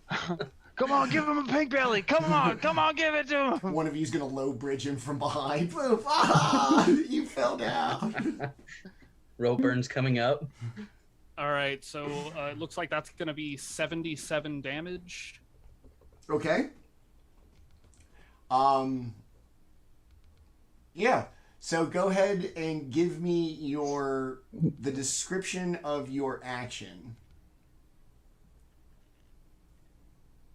Honestly, pretty casual, you know. He's pinned.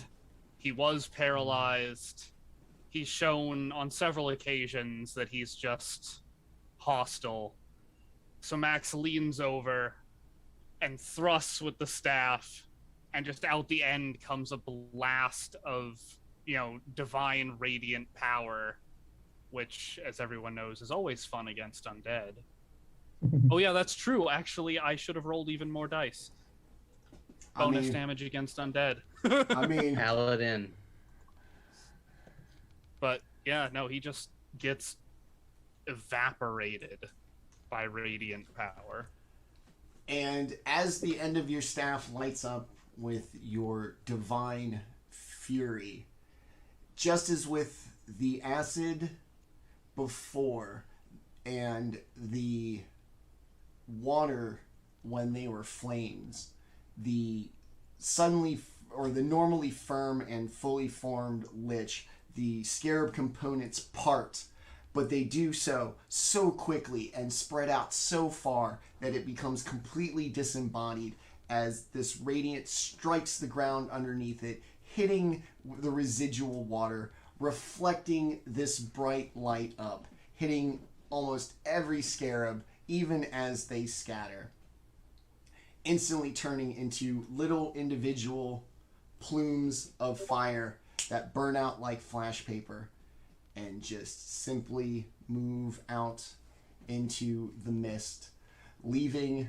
the peaceful and calm Cliffs of Despair, by the way, for the map. And combat has been resolved.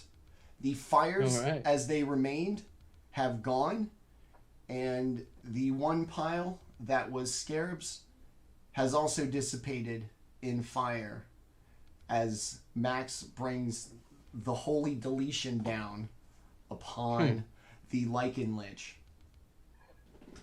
The one band of fire blocking your path to the north is gone, And off in the distance, as the peace settles back in after the rigorous combat, you hear the voice of the Guardians. You have proven yourself worthy of remaining. Now, go raise our mistress and see what she needs to restore this world. And we will go ahead and swap it out, hopefully. Perfect. Okay. Waiting for Owlbear. Boom. All right. Let's see if this one loads. Ooh. Alright, will you drop a new link, see if that might Yes. work? I was thinking that myself, but I didn't want to All right. interrupt the action, so to speak. That's fine. Having a good I know, right? time. Yeah, I like that. Oh, that's a lot of dead people.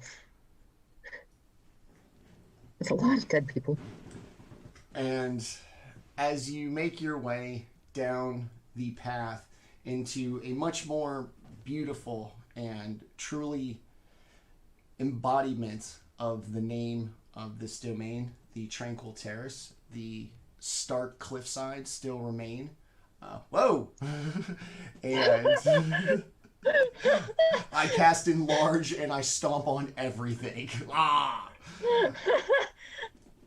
At the end of this garden, under this little, almost just roof structure, an inornate gazebo, lays the body of a spring Eladrin. Weak, almost unable to lift their head as they look up, see you all approaching. Is it done? It seems to say, as it instantly falls back down,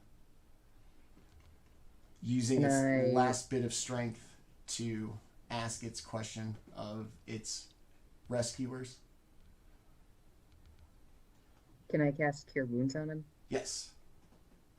Okay, let's go with... Looks like he's in pretty bad shape. We'll go with 4th level. Okay.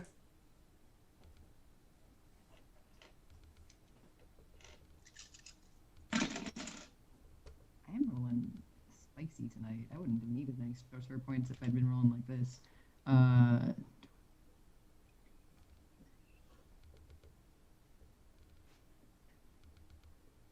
28 points of healing. Ooh, very nice. Does it seem to have an effect? The leaves adorning this Eladrin appear as if leaves you left out in the sun. The edges are burnt and kind of yellow and crisp. And as Druid's spell hits, a more verdant shade of green can be seen. The tips go back to being healthy. Just kind of energy of the Eladrin seems to perk up, and instead of laying prone and weak and seemingly gasping for air, it is able to sit up.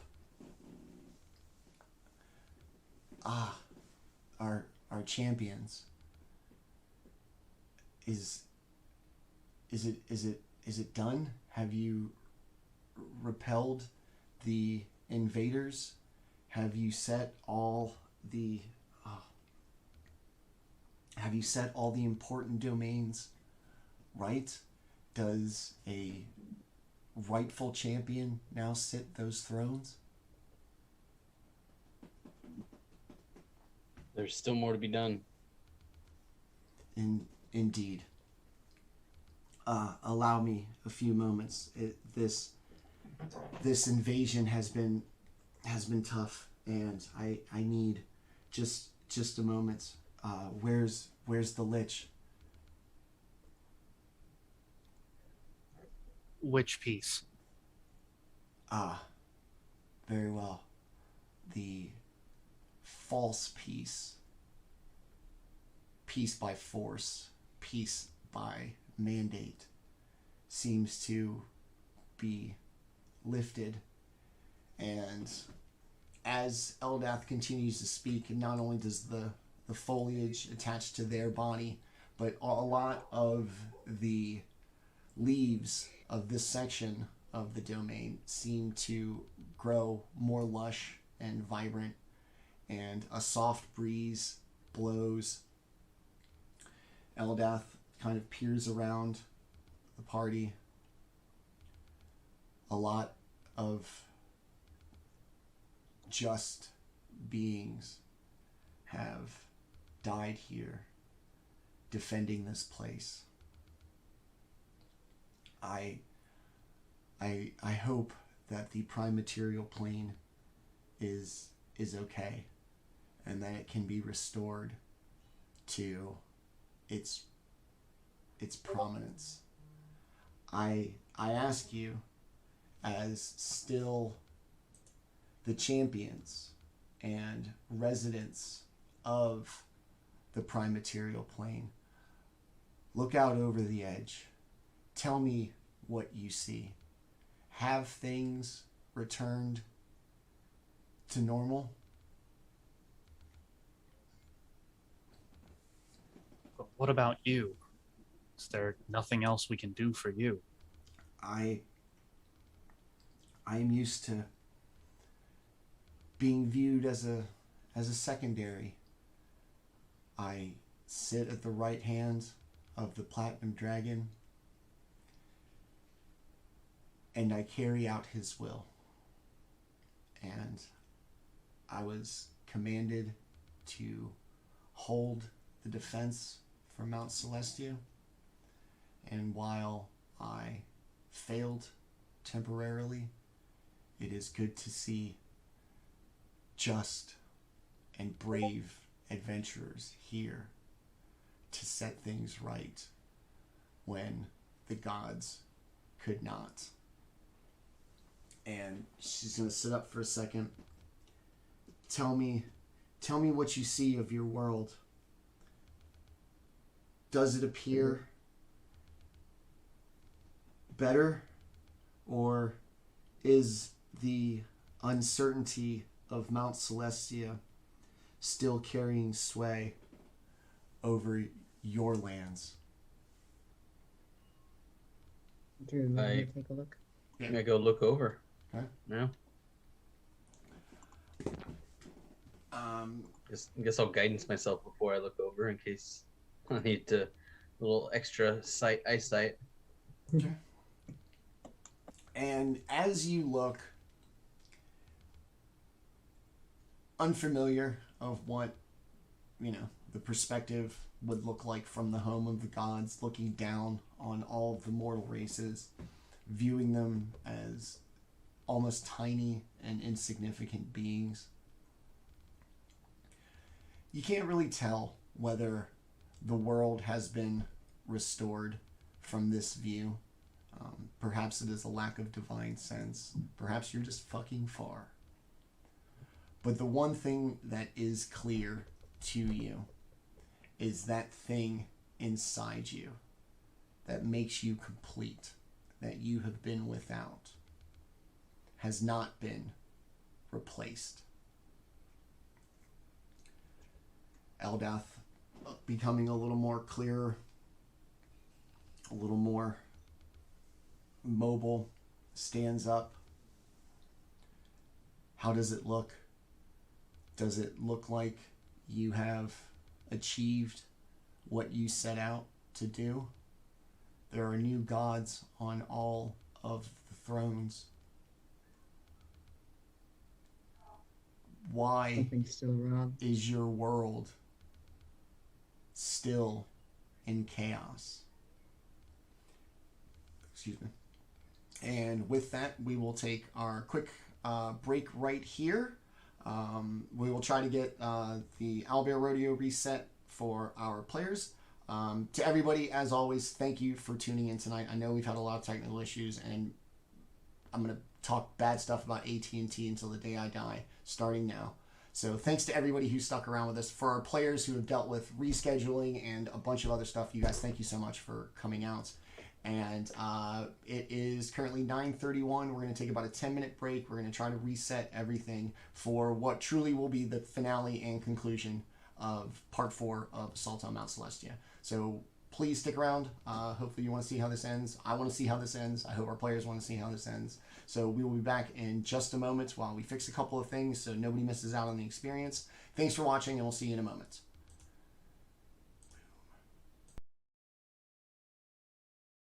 Boom, boom. All right, y'all, we are back. Sorry about all the tech issues. Of course, that would happen tonight to us. All right, so we are back from our break. The party now, as instructed by a recovering Eldath, thanks to Druid's healing spell, the party looks out over the edge of the Tranquil Terrace, the name of the domain of peace on Mount Celestia, the home of the gods. And as they look down, everything appears normal. Nobody would really have an idea of the perspective that gods enjoy while existing under their feet. And as all of the party, everybody go ahead and throw their token where they would like to be or where they are looking over the edge. Claudius, where are you thinking you would like to be?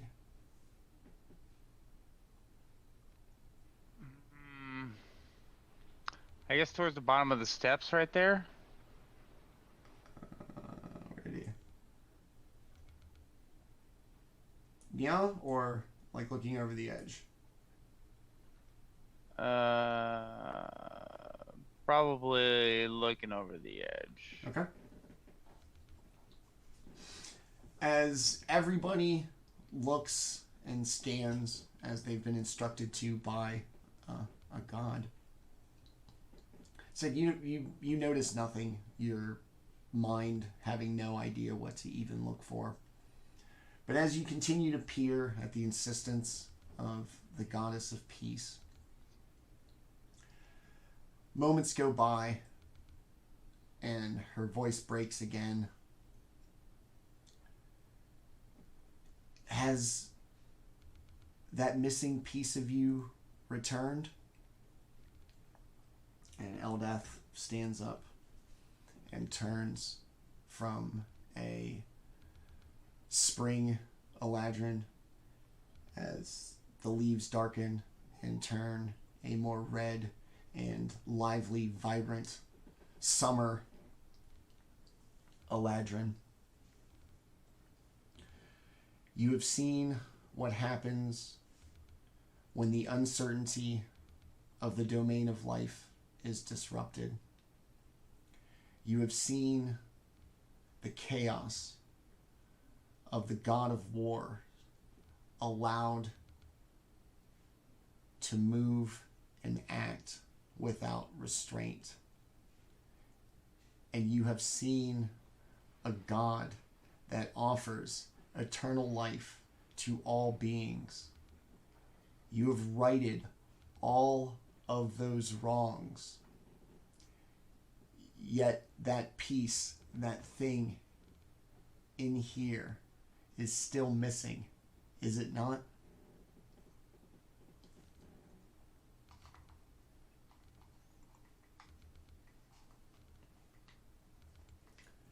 Do you know what that thing is? It's not the uncertainty of your pathetic, short lives. It is not the worry of pain and anguish across the land. It is not even the laws of nature as you know them being disturbed. That thing that's missing inside of you, that's peace. That is the peace. Peace of mind, peace of body, peace of purpose. I took that from you. And just in all matters, everyone rushes to the aids of the things that mortals think are important. Life, war, death. No champions came to the god and the realm of peace, that which all creatures across all planes seek. Nobody came to my aid.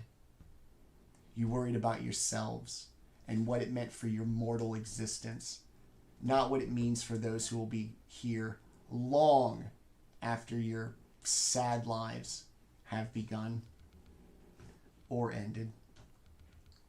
And as she gives this speech, the red of her leaves becomes more and more intense, and it coalesces from this very remarkably fey Summer Eladrin to a red-haired human.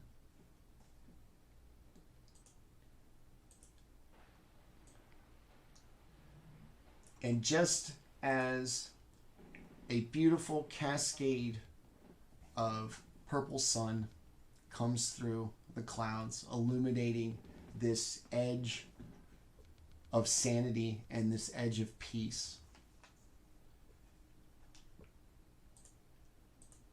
this human woman takes, oops, wrong one. There we go. Takes a form of this armored woman with a long sword, flowing red hair, glowing red orbs in her eyes. Nobody cares for peace. They want to rule over war and life and death.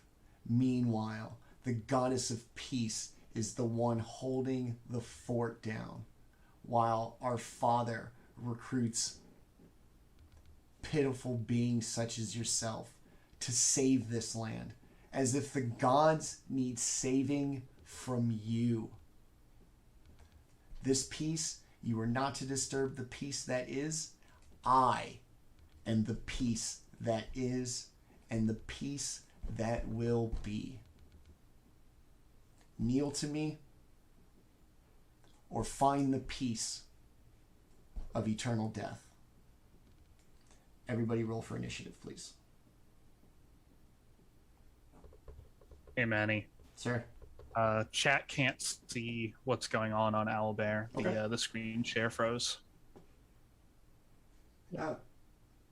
Oh, because I didn't update this one to the new game. That would do it. Yeah. This all checks out. Oh, they're seeing all the secrets now. No, they're just seeing a dead map from before. Ta-da! Hey. Hey! What do you know? Alright, thank you, chat. Appreciate it. So, this magnificent angel, fiery red hair, glowing red orbs, and a sword in her hand, stands atop this gazebo, bathed in this twilight sun, and orders you to submit to their peace or enjoy an eternal peace. What did everybody get for initiative? Pierce? 22. 22. Claudius? 15. 15. Druid? 15. Max? Ooh. 13. Oof. I mean, it could be worse. I have a +0. Oh, could be worse. I had advantage and still got 14, so.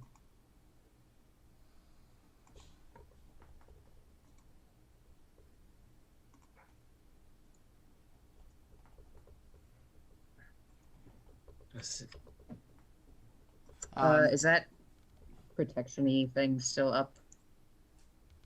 Yeah, that lasts for an hour, so you're good.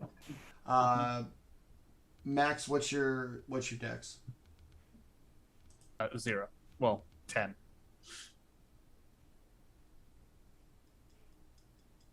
Okay. All right.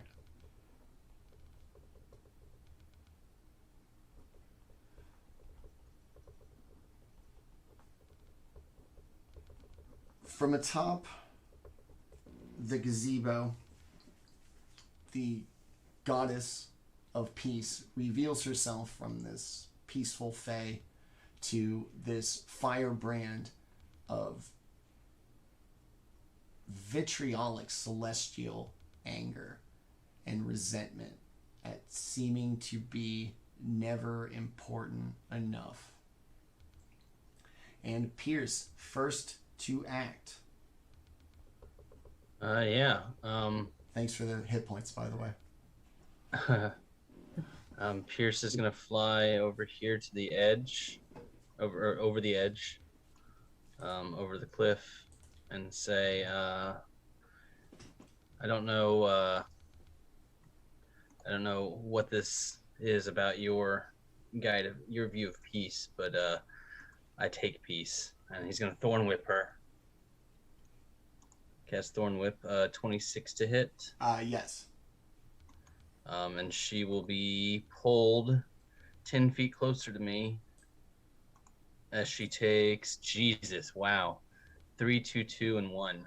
Only 8 magical piercing damage. Okay. More importantly, she's pulled over the edge with me. Okay. Is it pulled and then let go, or is... Yeah. Okay.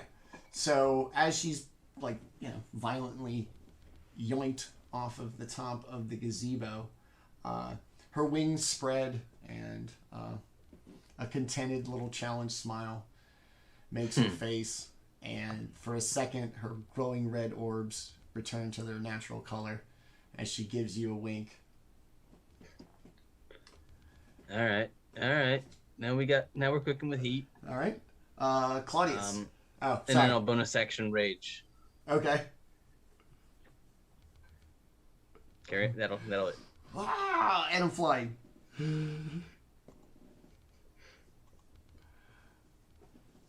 So And that's it.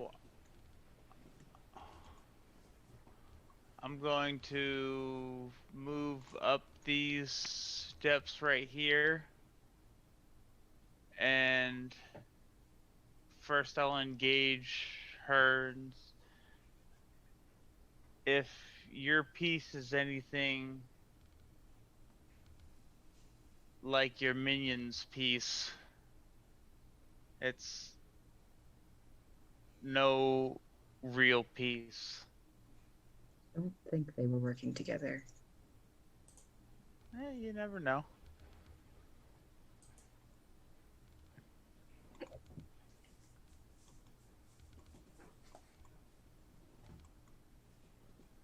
I mean, I feel like she made pretty clear that that was what beat her up in the first place. Well, she's striving for the same thing that it was, though. Like, you never know if it was just like her true feelings manifesting. If my true feelings ever manifest as a lich, I would also like to be put out of my... I mean, either way, I'm not about to just like jump over the cliff and just like, I don't have wings, so I can't just like hang out over here and go, "Hey guys, let's draw this creature over onto an edge." Other than that, yeah, I'm just kind of gonna hang out where I am at for right now. All right. Very good. Druid. I think because there's like cliff behind her, right? Like, or beneath her, I mean, right? Like, Yeah. she won't just plummet down to earth. I'm gonna go ahead and cast Earthbind, which is a strength saving throw, DC 22. Okay. This could be absolutely hysterical. I was like, I think I have an idea of what is going to happen, but I... Okay. Is it 22? Yeah. Okay, 27. My saves aren't doing it today. How fucking strong is she? Wow. Yeah. Plus 6. Oof. 22. Yeah. Then bonus action, I'm going to. Hang on, let me mark that spell off. Bonus action, I will use Spirit Totem Hawk. So that I can, as a reaction, grant people advantage on an attack. And I think I'm happy where I am. Actually, let's come in a little bit from the edge. Yeah, Didn't go everybody. so well for the last guy. Yeah. All right. Very good. The goddess Eldath floating confidently and effortlessly with her massive angelic wings.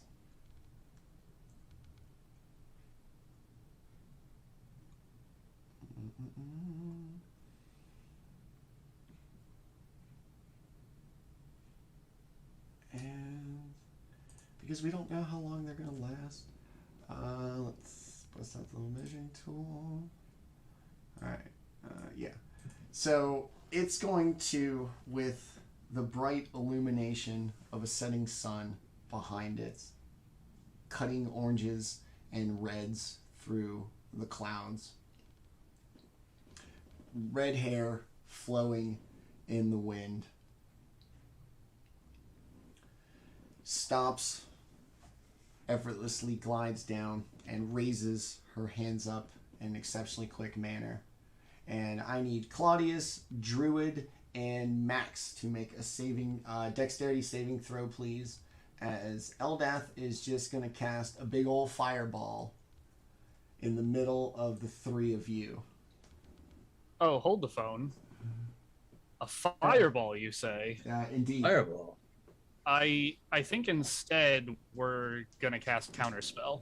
Ooh, very nice. Oh. Nice. Okay. Let's see what the. All right. Is my DC going to be too high for me to pass? Ooh, okay. It's not going to look good. I'm not going to lie. Oh, Ooh, no. I think it's me. I think it's me that rolls, not you. Oh, Manny. okay. Well, I was like, my 11 says you might want to Unless she's reconsider. counterspelling your counterspell. My 11 thinks you might want to reconsider. Oh, but wait, is it just a normal 3rd level fireball? Yes. then no, that- actually, as a 6th level, it says as a 6th level spell, I only get 1 per day. Okay, so if it's 6th level spell, I have to beat a DC 16.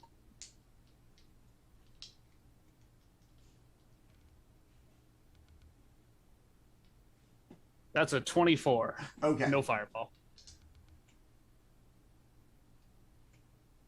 Okay. I was like all the math. So as she Appreciate. raises up with the radiant light of a red setting sun behind her, and through Max's quick reaction and use of counterspell, as she raises her arms up triumphantly and stares expectantly at the inferno that should be, she pauses. Once again, gains the wry little smile. What does peace mean to you, mortals? It would seem we offer you everything, and you refuse. We offer you quiet. You don't want it. Eternal life. You don't want it. One war to end them all. You don't want it. You come to the domain of peace to set it right, and this is how you behave? Very well. All right, that's going to be it for Eldath's turn. And Max, Mr. Counterspell, you go right on ahead. I would have expected better from the God of Peace than to get so aggressive and agitated over something so small.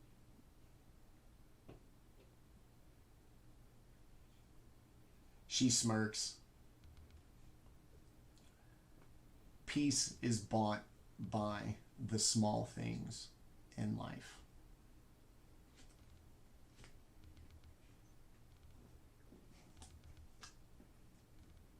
Perhaps if you would calm down we could speak more civilly. The time for talking has ended. I wish to have the peace of solitude in my domain.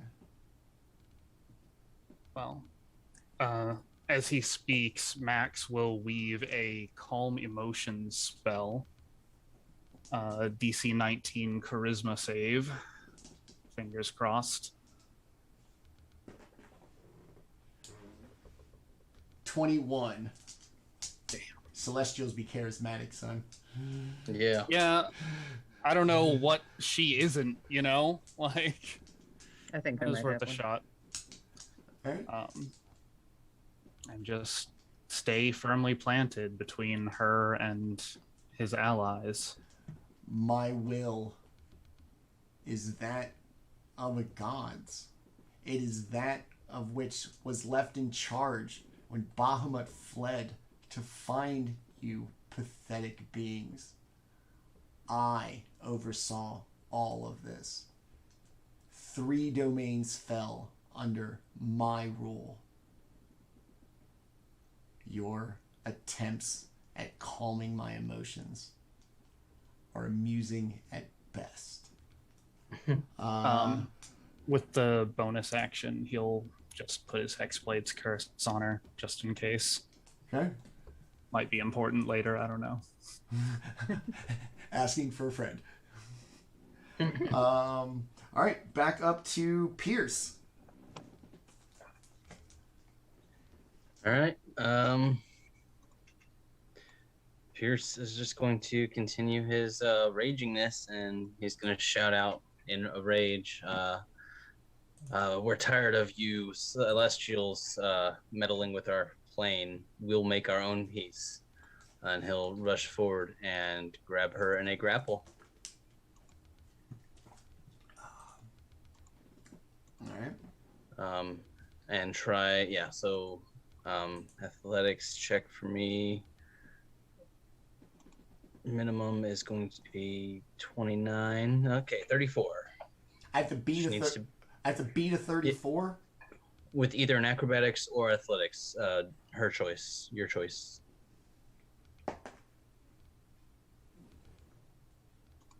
I mean, close. 28, but I ain't gonna get it done. Ooh. So yeah, I've got her grappled. And then I will drag her over into like between my allies and just hold her there. And as my bonus action, can you disengage while you grappled? Not really. I don't think I've got any bonus actions in this current configuration. Nope. So yeah, that will end my turn. Yeah. Okay. Man, our strategy is really just turn them upside down, shake them out for that 120. Yeah. I'm robbing you. This is like a high concept Little Rascals skit. Apparently, is what this. Do I hear any change in her pocket when I shake her? Somebody put a kick me sign on her back while you're holding on to her. Everybody's got like a good laugh and points. Why are you hitting yourself? All right. And that will end my turn. All right. Claudius, your bonus action. I will go into my spores mode. Okay. Yeah, because I haven't done that because I forgot I had 2 levels of Druid.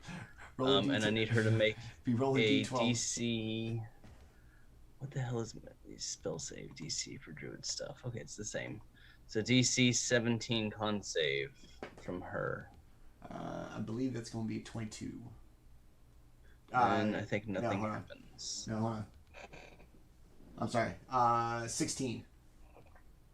All right, then something happens. Damn it, that actually is a harder question to answer. I just think it's just so I get more damage on melee, and when she moves into it or starts. Okay, 1d4 necrotic is it. So that will be 4 necrotic damage to her. Okay. Still grappled, still whatever. Yeah. All right. Claudius. And that'll. Yep. Your Um. raging. So has it been 10 minutes since our last really foray, or has it just been kind of like because I know we were like teleported in here, and it's just been like a. It has been 10 minutes since you dropped the lich. Okay. All right. The walk down, letting her blah blah blah. A random owlbear that you couldn't quite corral correctly. Yeah. All right. That's fine.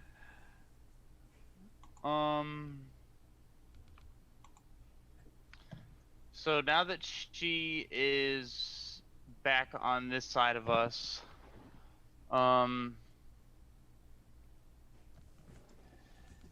you speak of peace, but yet all you've done is attack us for no real apparent reason, but other than to show your power. Oh, Jesus. And I am not going to hit a single attack. Are you 'Cause I rolling with rolled- advantage? Yeah, I rolled 2, 3, 4, 2. Wow. I'm sure there's math involved. Gods did not shine upon you. Yeah, no, she's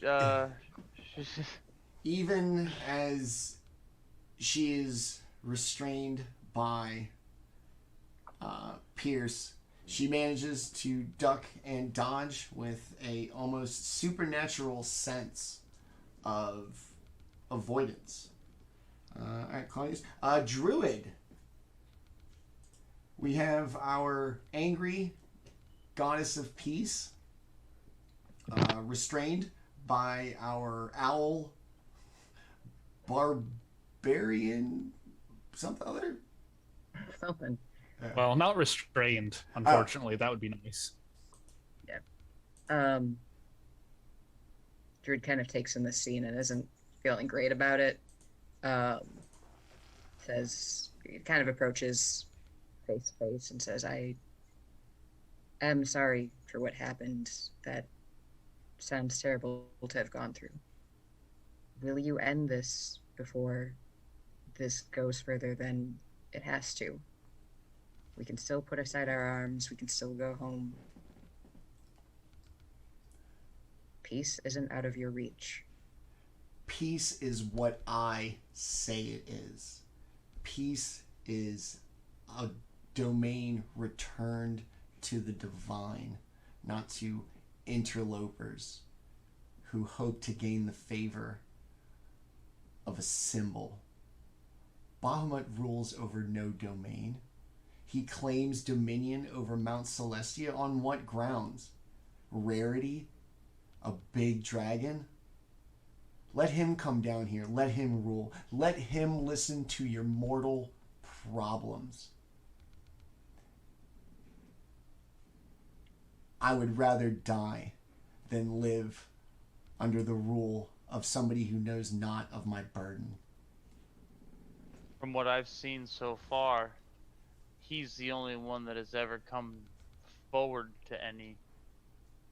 I have not seen hide nor hair of many of these so-called gods you claim yourself to be. And where is he But yet- now? He appeared before us and asked us to be here before you as a representative of him. As a Does that coward. not satisfy you? As a coward. All powerful, all knowing, holding dominion over all of Mt Celestia. Let him come down here. Let him solve this problem. So tough, so big, claim reign over all of us. I see him. I don't see him. Neither do you. He's all powerful. He's all knowing. He's nothing but a collector. We do not Druid see him. interjects, actually, really quick, just so I can get my turn out of the way. But Druid interjects and says, well, you sound very frustrated, and I hope that in a month you have time to heal. And is going to cast Feeble Mind. Says, I'm sorry, but I can't let you hurt my friends. That is... Wow. 11 points of psychic damage, and I need a DC 22 int save. Ooh. Oh no. Yeah. Feel I was mine. counting. I was Feel counting mine's down the gnarly. line. This is one you don't want to fail too. I can't. I literally cannot pass it. Yeah, even if I roll a 20, I get a 21 at best. Damn, no legendary gosh. resistance, no nothing. Not on this. GG. No. Technically, she'll still be able to fight. It's just that she won't be able to cast spells, to my understanding. Yep. Okay. And drops what is it? Int and charisma to 1 each. Yes, so int and charisma saving throws are also going to change significantly. Well, the int obviously saving throw is big deal. They drop to what? My actual ability scores drop to 1 each, so I have negative Yep. modifiers. Yep, -4 modifier for each one. Okay. And she can't speak. She can't speak in any intelligible way. She cannot be understood anymore, or understand anyone anymore. Cool. She It can turns you identify into a its- babbling moron. Cool. You can identify friends, follow them, and protect them. So I assume that means you can also protect yourself. Mm-hmm. And in 30 days, she can repeat that saving throw, or it can be ended by a greater restoration, heal, or wish. Okay.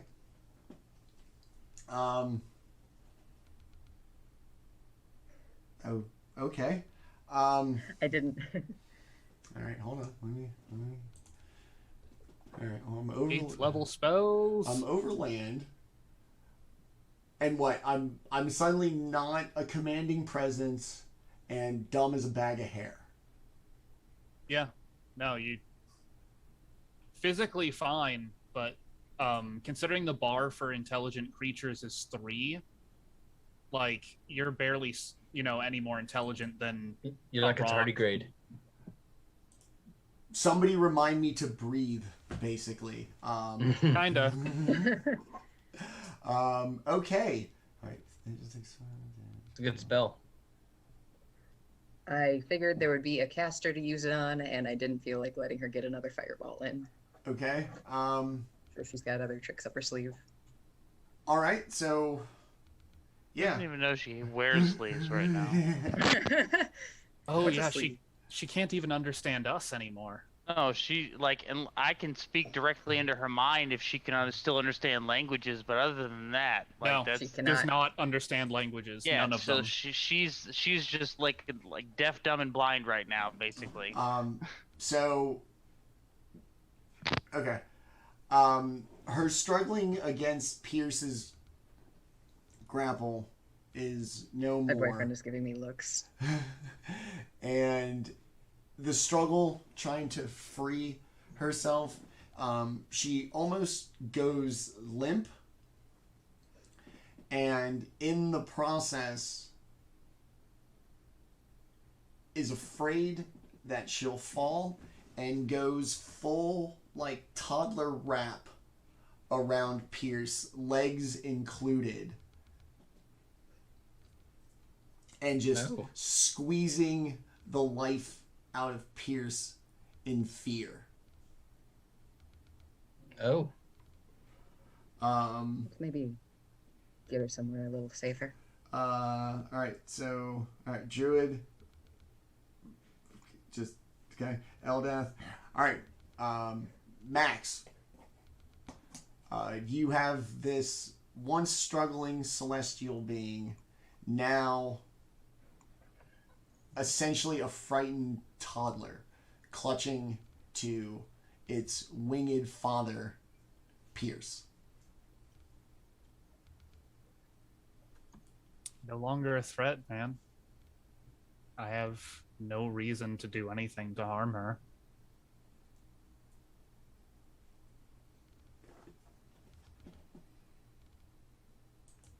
Okay.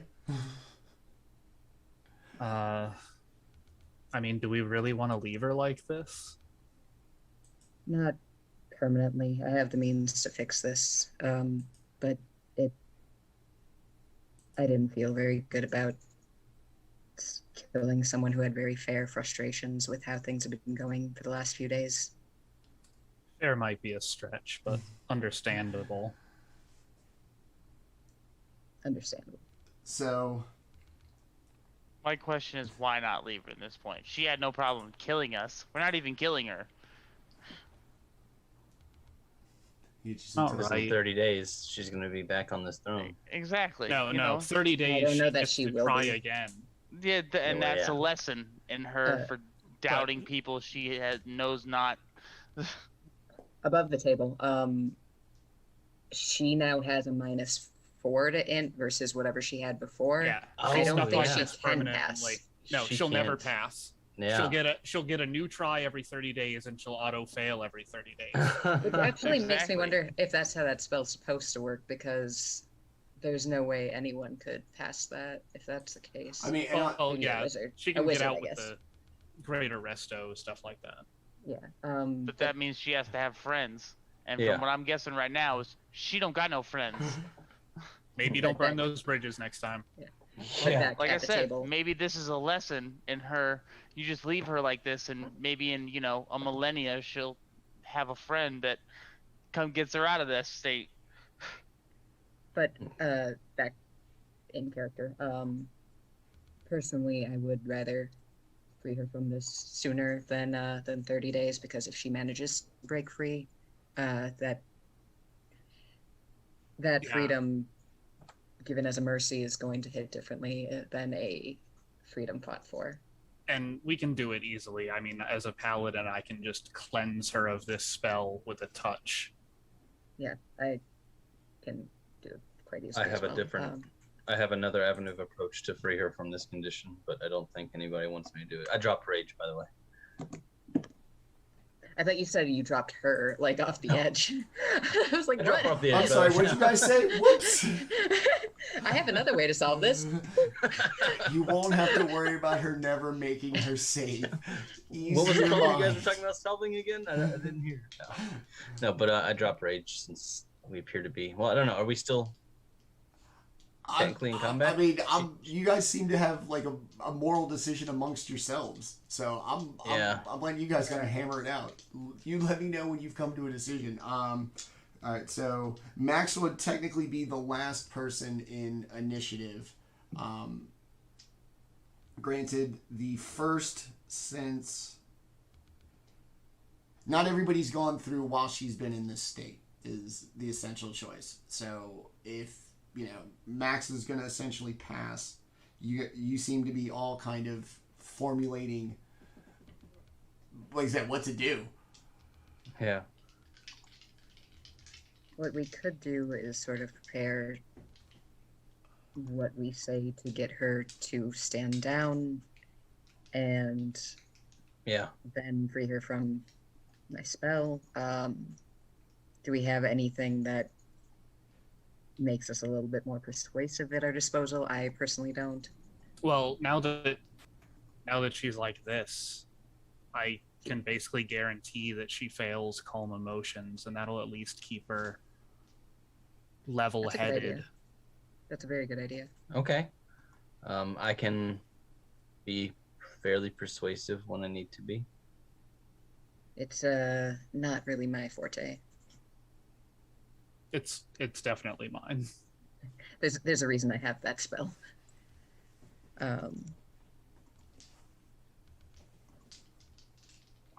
So yeah, I mean, Just if tell there's she's lying or not.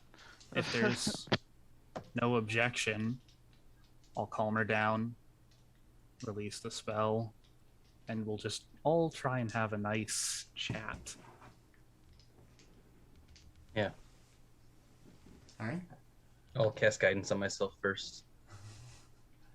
All right. And I'll also utilize my psionic communication, or my psionic whisper, with everybody that's here, and roll a 1d10. So for the next 7 hours, we can all communicate psychically, telepathically.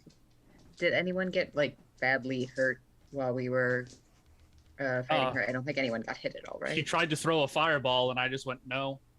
Yeah, that was wonderful. Delete. I'll drop my Then symbiotic entity so she doesn't immediately take damage when her turn starts from my spores. Smart. If I were to cast something like Wrath of Nature, which is like an area of effect, could I? Do I have to? It's something that affects enemies. Do I have to note her as my enemy at the beginning of the spell, or can I do it midway through the spell? You want to see how it goes and basically time it that if it doesn't go well, the spell still hits, but you just want like a safety valve just in case that I'll just ready Wrath of Nature. Okay. If she goes hostile, then I mean, I can pin her. Her and I will both be restrained. She won't be able to do anything. certainly, yeah, just saying as like a backup. That's Okay. what Druid is preparing. Fair enough. Okay. Wow. Okay. You seem to have formulated a plan. At any moment, go ahead and get it going and let me know when it is done. All right. I mean, I think, it's pretty much all just on me. So I'll hit you with guidance then. So step 1 is calm emotions, DC 19 charisma saving throw. Can I roll a 23? I rolled a 19. No, I mean So that's a 15. 15. Oh, but that's is she right. Proficient. No, remember she's got a -4 now. Right, but if she's proficient, that could cancel it out. I don't know. Still no. Okay. So that lands. So that at least it makes her Oh, hold on. indifferent. Hold on, +6. Yeah, no.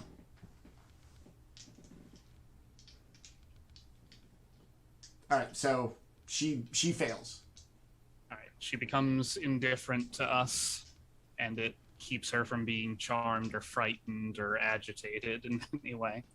And then I will cleansing touch the feeble mind, so that will just end the spell's effect on her. Does that one cover Feeble Mind? Yeah, it's a class feature, and it's just any spell. Oh, all right. Beefy. Normally it's for use on allies. It's a willing creature. I guess she could resist if she wants to stay stupid. I don't know that you would have like the cognizance to know to resist. Yeah. Yeah. Especially if she's indifferent. Yeah, it's just a little bearded man like coming towards her. Well, that sounds uncomfortable when you put it like that. Yeah, you had to word it like that, Manny. There's a van behind Well, she's him. restrained by an owl. Come on, angry little angel. Do you want some candy? We need to calm down. Does this cloth smell like ether? So she's calm and no longer adversely affected mentally, right? Yeah, basically it stops her from acting hostile towards us, and she's not afraid of us either. Okay. And not angry about what she's been angry about. Can kind of look at things with a clearer head. If a memory, I attach memory to, I was like, probably shouldn't. I was like, depending on what it is, I attach memory usually to intelligence. It's an ability to remember a fact. Is she, having gone from her intelligence of 12, so not that great, down to 1 and back, is she the same person, or is it like a hard reboot that memory's wiped and then she comes back? That would be a way different spell. Yeah, we have a different spell for that. It's called Modify Memory. Yeah. I think that it'd be more of a. Okay, so she comes back suppressing this. everything that she knew and everything just emotionally calm, yeah? Yeah, as far as the 5e rule of spells only do what they say they do, her memory would be fine. Okay. Yeah. All right, don't overthink it. Heard. As she comes back to her senses, the rage, the glowing red eyes no longer radiate from her skull. She has a moment where she kind of realizes that she is grasping onto this owl in this awkward and ridiculous kind of way. And she kind of tries to break free of the grasp and put her feet down. You could have struck me, and you didn't. It's not my way. Nor mine. There's always a better path. You're the embodiment of that.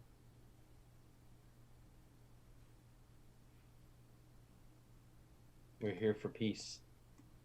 We meant it. We're You here to help you. truly are champions of peace. Unfortunately, I worry for the rest of mortal kind, in that they do not have the strength and resolve to be tempted with a throne of power, that all they need do is reach out and take it. It was offered to you. It was presented to you.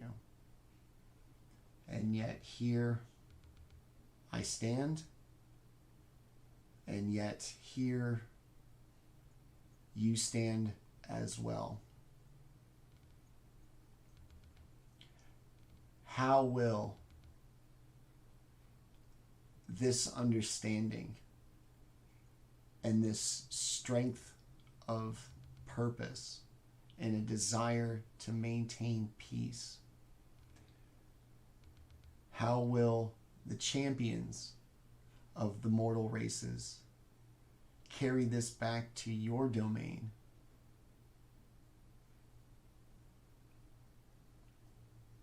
For me, nothing has changed. As long as there are those who wish to live in peace, I will stand to protect them from those that would do harm unto them. As I always have, I will continue scouring the world for those who would break the peace, and I will break them. I will find those who are in need of a better path and do my best to light the way, as I always have.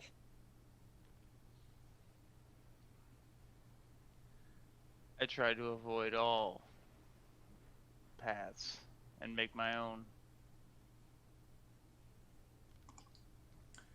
She looks around at the four champions.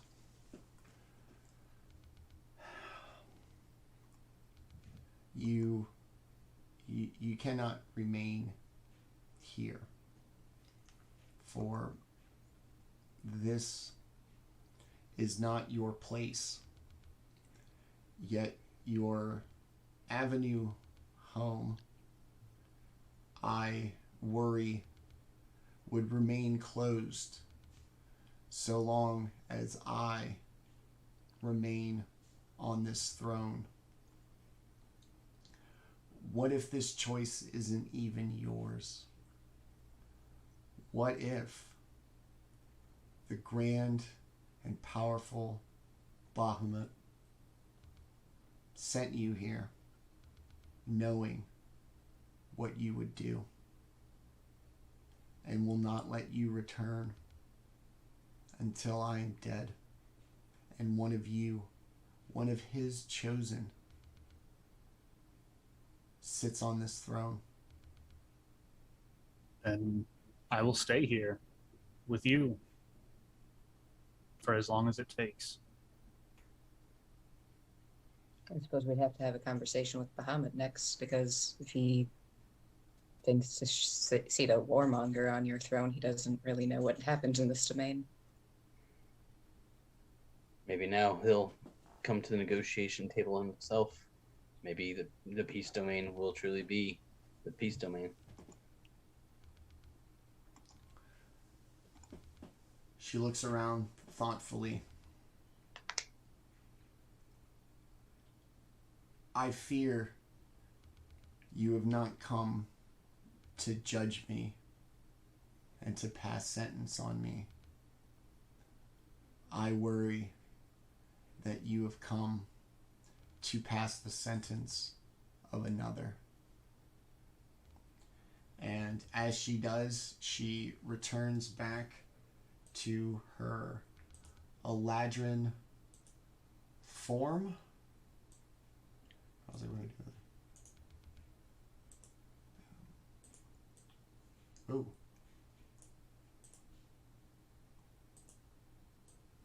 And she returns to her Eladrin form, even down to the spring iteration.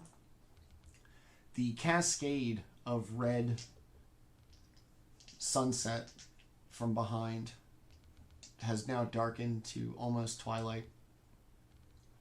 And what little light remains over the horizon, encompassing the entire prime material plane in encroaching darkness. A shadow from high above is cast, blotting out the entirety of the prime material plane that you see from this vantage point. And as the light is blotted out, it becomes quite clear that the Dragon Lord himself approaches. This dragon? Nope, beast. There it goes. And it lands on the gazebo. Oh shit. Shaking, Bahamut's a big boy. shaking the Here ground. comes a boy. Dust from the timbers that support the gazebo strains under its weight. Druid's affinity for nature can tell the wooden structure is struggling. Eldath turns expectantly, like a child prepared to be scorned by a parent, and even bows her head and looks down. Bahamut stretches his arms, looking even more impressive than when he sent you here. Why does this renegade, who holds power over every being, sentient and not, for all creatures, can know peace? Why is she still here? Have you not seen and felt the recklessness and the pain that all of this has caused through her greed and her allowing these invaders into our home, affecting all of mortal life? Why is she still here? Would you not grant someone a second chance? An opportunity to repent for misdeeds done? Peace doesn't come without forgiveness. Forgiveness is the cornerstone of peace. Only through forgiveness from all parties can peace be sought after a war. Can I clarify really quickly? Is he saying that she let everyone, like, she got something for letting everyone attack the other realms, or just that she failed in her protecting the other realms? She let them in. Oh, she, like, opened the door. Yeah, she's been behind the whole thing. To prove a Okay, point. I misunderstood. To prove a point. I misunderstood. Inferiority complex, sounds like. Got it. He looks back, and even in this massive and impressive dragon form, you can tell that there's an analog for this, as the dragon looks longingly over everyone. In the meantime, while Eldath earns this forgiveness. I worry about her power should all of this be a ruse. We do not have many champions. God. I was saying she is still under calm emotions as far as I'm aware. Actually, that only lasts about a minute. So what happens after the minute is up to Manny. Okay. What happens when she no longer feels this benevolence and generosity? What happens if in her quest for forgiveness, more calamity faces the prime material plane? What then? Would you risk that? Would you risk the effects upon all life should your kind and generous spirits allow this oppression to occur again? We'll be there. Have you not lived on the material plane in some time? Do you forget what it feels like to have a breeze in your face, to have fresh air blowing through your lungs? I walk the material plane as an act of humility, as a way to attempt to relate to your kind. So you see it as a punishment, as the rest of us see it as a joy. That is the one thing that divides us. And if it is such a joy that you wish to share, would you take her to your land and allow her to exist there? Everyone is allowed to exist in our land. That's the wonderful thing about where we live. Everyone has a choice. Whether they choose to make good choices or bad choices is up to them. That is their choice. That's the wonderful thing. She needs to see that enforced peace, a forced life under peace isn't real peace. It's just subjugation or simulation or something else. The dragon ponders your answers in his seemingly infinite wisdom. You also don't need to necessarily tell her that she can come back when she returns. See what she does without that. Banishment? Is that what you suggest? I'm not saying that you banish her. I'm saying you don't necessarily tell her that there's a finish line. See how she acts without possibility of return to power. When she thinks that there's no possibility of return to power. If she proves that she has turned over a new leaf. Look at me, child. And he goes from this ponderous kind of learned old creature to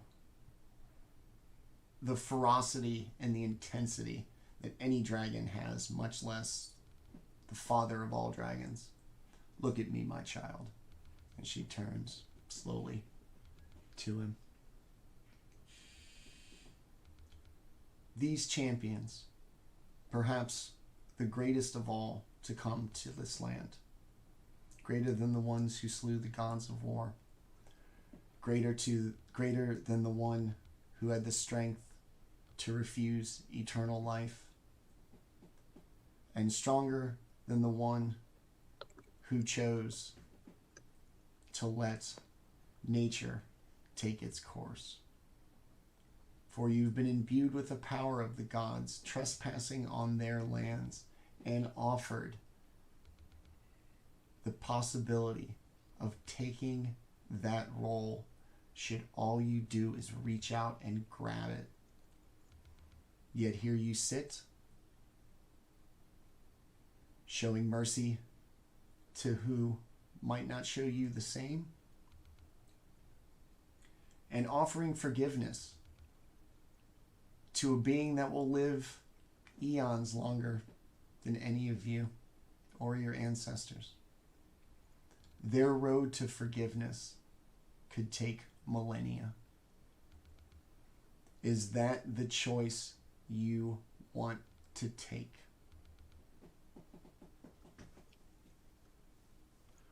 Well, with the little time that I have in this world, I have to make sure that all the decisions I'm okay with, good, bad, indifferent, I live by all of them. You learn to live by the life you live, so it reflects in the decisions you make.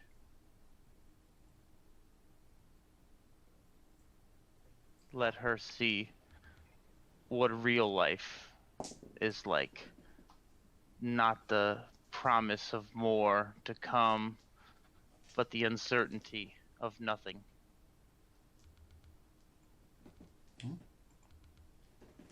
If an immortal lives so many eons longer than ones like us,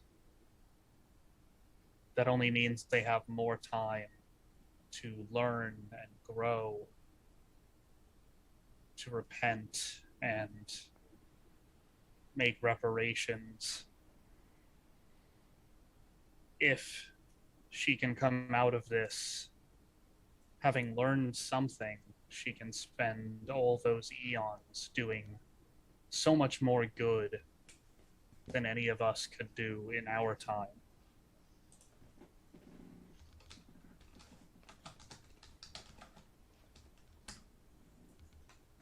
He looks at her. She bows her head. Very well, champions.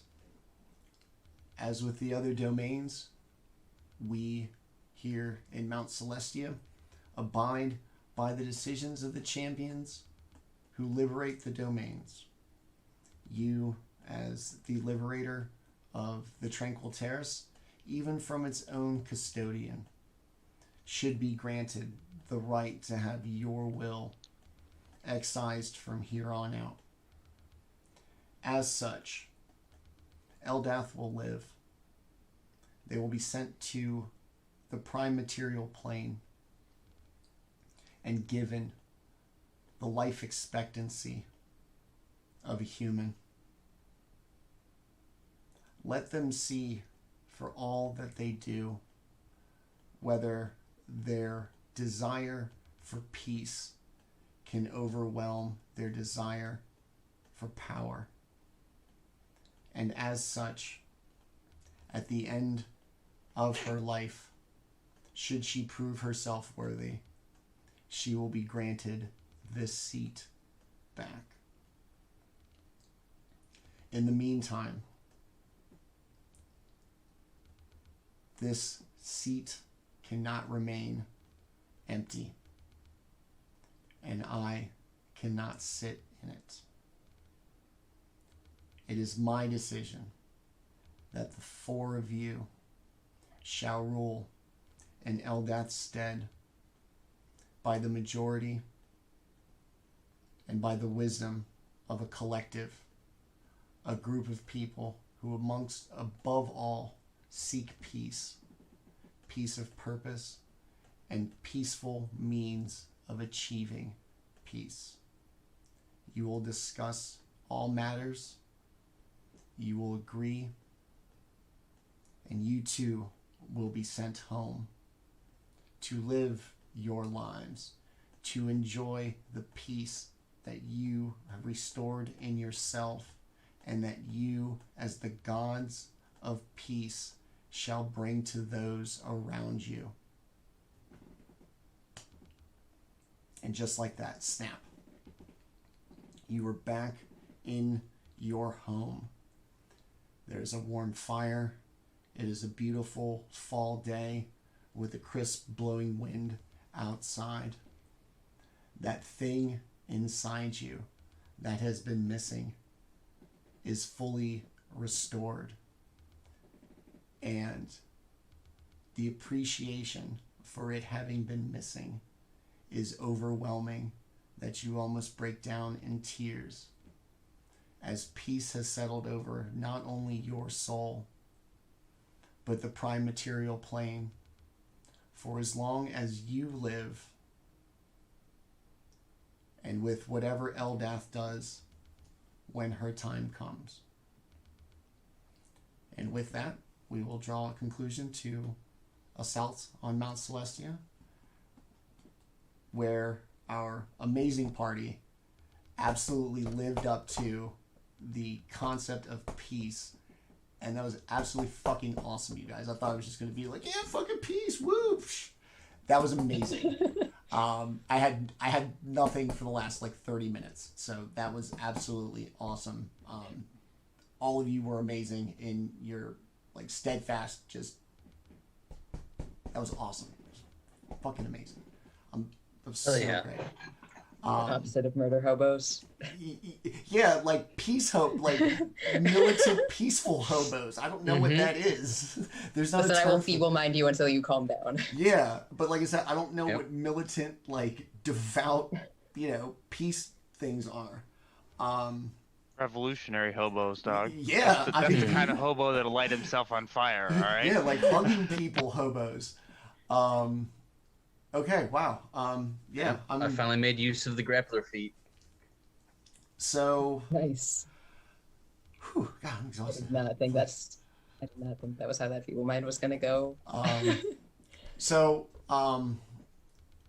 like I said, that was absolutely amazing.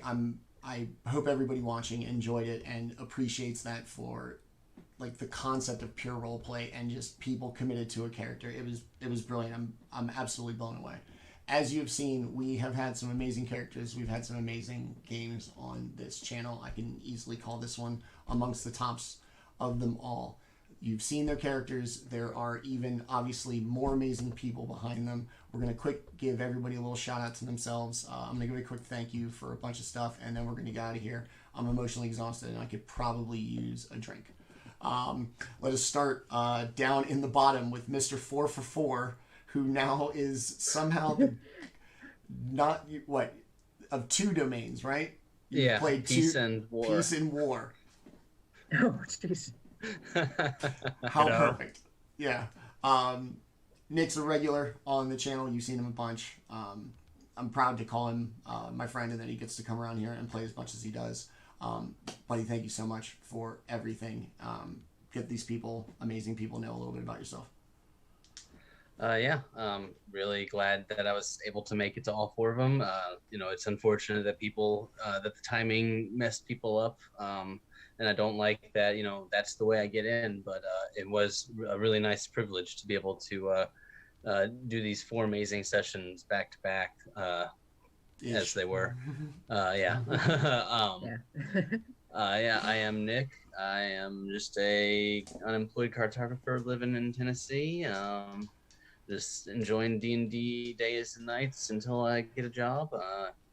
That's pretty much it. I'm just, I really enjoy the combat side, the RP side. This was a really fun way to get into RP.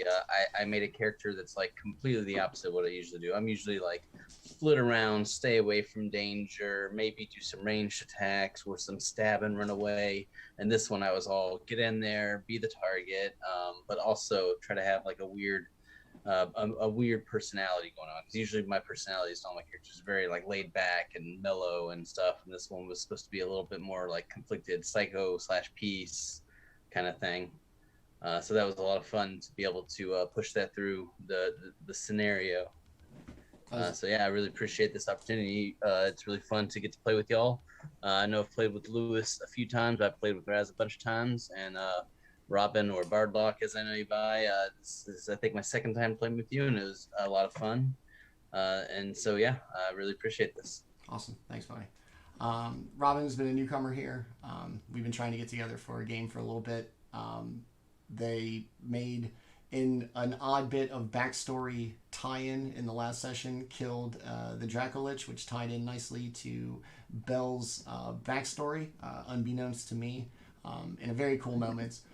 We are so glad to have had them here with us for these amazing 2 sessions. Robin, thank you. I hope we get to see you again very soon, or as much as possible. Give us a little rundown about yourself, please. I am Robin, Bardlock Cafe on various platforms, as they said. I have only played these 2 sessions so far, but I've kind of fallen in love with it. I'm already going to be doing the Halloween one-shot, which I'm very excited about.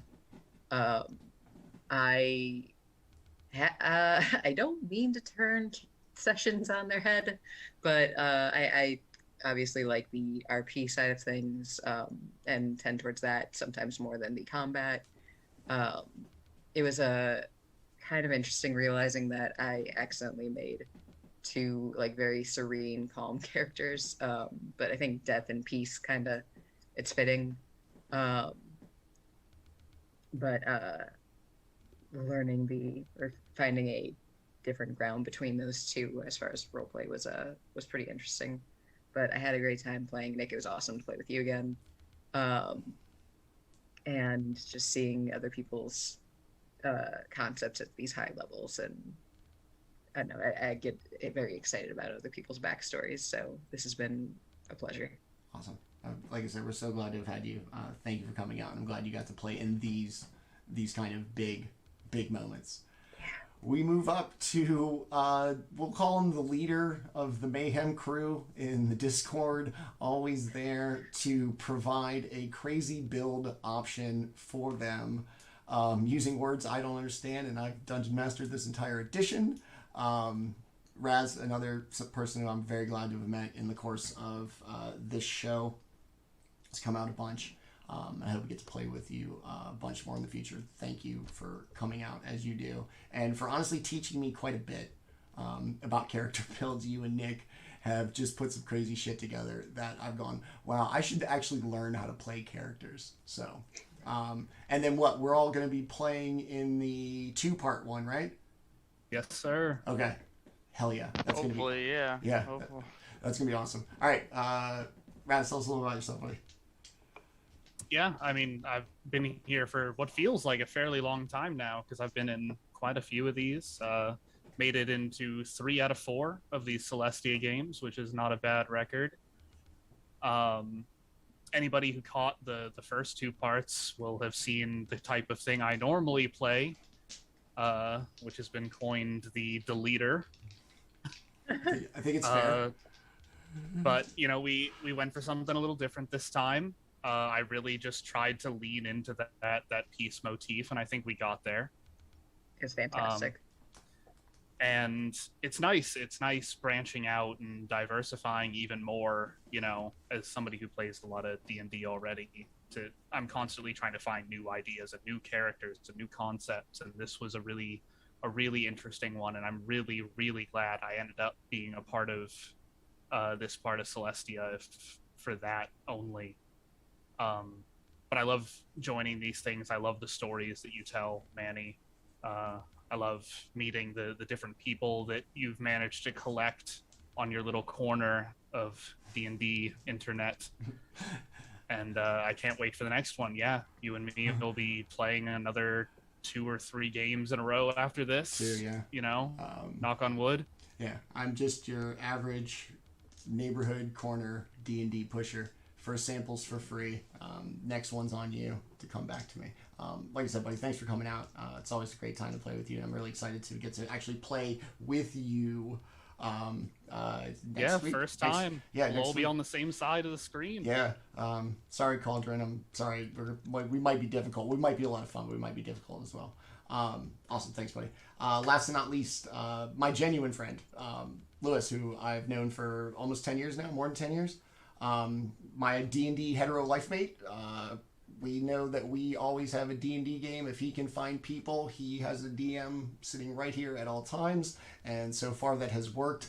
But instead of our group circle, we have reached out to the internet. He's my partner on this channel. He was the one that kind of got me into the idea of actually doing it as opposed to just talking about it. And now here we are, made it all this way. And so, buddy, for just being my friend and, you know, loving your family, and for actually kicking my ass and pushing me to do this, thank you. And tell us a little bit about yourself. I'm Lewis. As Manny said, I am, hetero life mate, D&D. As he is the man standing on the corner, I am the man pushing him to that corner, saying, "Hey, man, there's a better life out there on that corner. Why don't you just get to it?" So, yeah, I am a firm believer in, seeing everybody's play style. I love, from the combat specific player to the people that like to talk to the people that don't like to do anything. I like to see everything, play everything. And hopefully if you like this channel, you'll see more of everything on it. So, hope you guys enjoy it and hope you stick around for more to come. Awesome. Thanks, buddy. All right. I don't want to keep everybody too much longer. I just want to say thank you to a couple people. To my wife, Katie, for putting up with me and letting me go play pretend with my friends in another part of the house. To everybody on our Tuesday show, Lewis, Landon, Dustin, Tenta, for being the first ones on this channel to believe in me so that we could have eventually 2 shows. To everybody who has played on this show, everybody I've met, and everybody who's wanted to play, but because of my stupid fucking schedule has been somehow screwed through no fault of their own. I appreciate your presence. I more than anything want to play games with everybody in our Discord and as many people as humanly possible. And I am so lucky and glad to have either attracted or randomly tripped a bunch of unsuspecting people on the internet to come and hang out with us. This channel is only great because of the people who play on it, not because of me. I'm just a DM. I thank all of them from the bottom of my heart for everything that this channel has brought to my life and the satisfaction that I get from doing this. In addition to that, I'd like to thank Scott, Mara, Paige, Dave, Andrew, and Scott, Jesus. And Scott, Wiley Hobbit, my original streaming crew on Mystery in the Daylands, on my good friend Wiley Hobbit's channel. Go check it out when you have a chance. And that's pretty much it for me. I'm Manny at GrowedUpGeek on social medias. Thank you to everybody who watched. Thank you to everybody who watched Season 1 of One Shot Wednesdays. Next week we'll be back with Season 2, which will feature guest DMs, and I'll get to be on this side with people who you've loved to see play. I'll actually be playing with them and being part of their collective mayhem to some poor unsuspecting DM. Cauldron, Litza, Mark, I'm sorry, but I'm gonna bring the thunder with these people. To everybody who watched, thank you so much. To everybody who's played with us, thank you, thank you, thank you. I love this game and I love the people who play it. And this channel and viewers and everything give me the opportunity to just reach as many people, meet as many people, and play this game as much as humanly possible. And I will forever be thankful to all of you for the part that you play in my life to allow me to do this. So with that, we will get the hell out of here and stop bothering you with all this peace and gibberish. When you see us next, we will be chopping heads and smashing skulls in our 2-part one-shot next Wednesday. And then next Tuesday, the party really is getting towards the end of our flagship campaign. They've reached the necropolis underneath the glacier in our Rime of the Frostmaiden campaign, and right after that we'll be switching to our Eberron long-term homebrew and adding Litz Bronwyn to our Tuesday crew. To everybody, thank you so much. This has been an absolute blast. I will shut the hell up now and I'll go away. Thanks for watching. We'll see everybody again next Tuesday.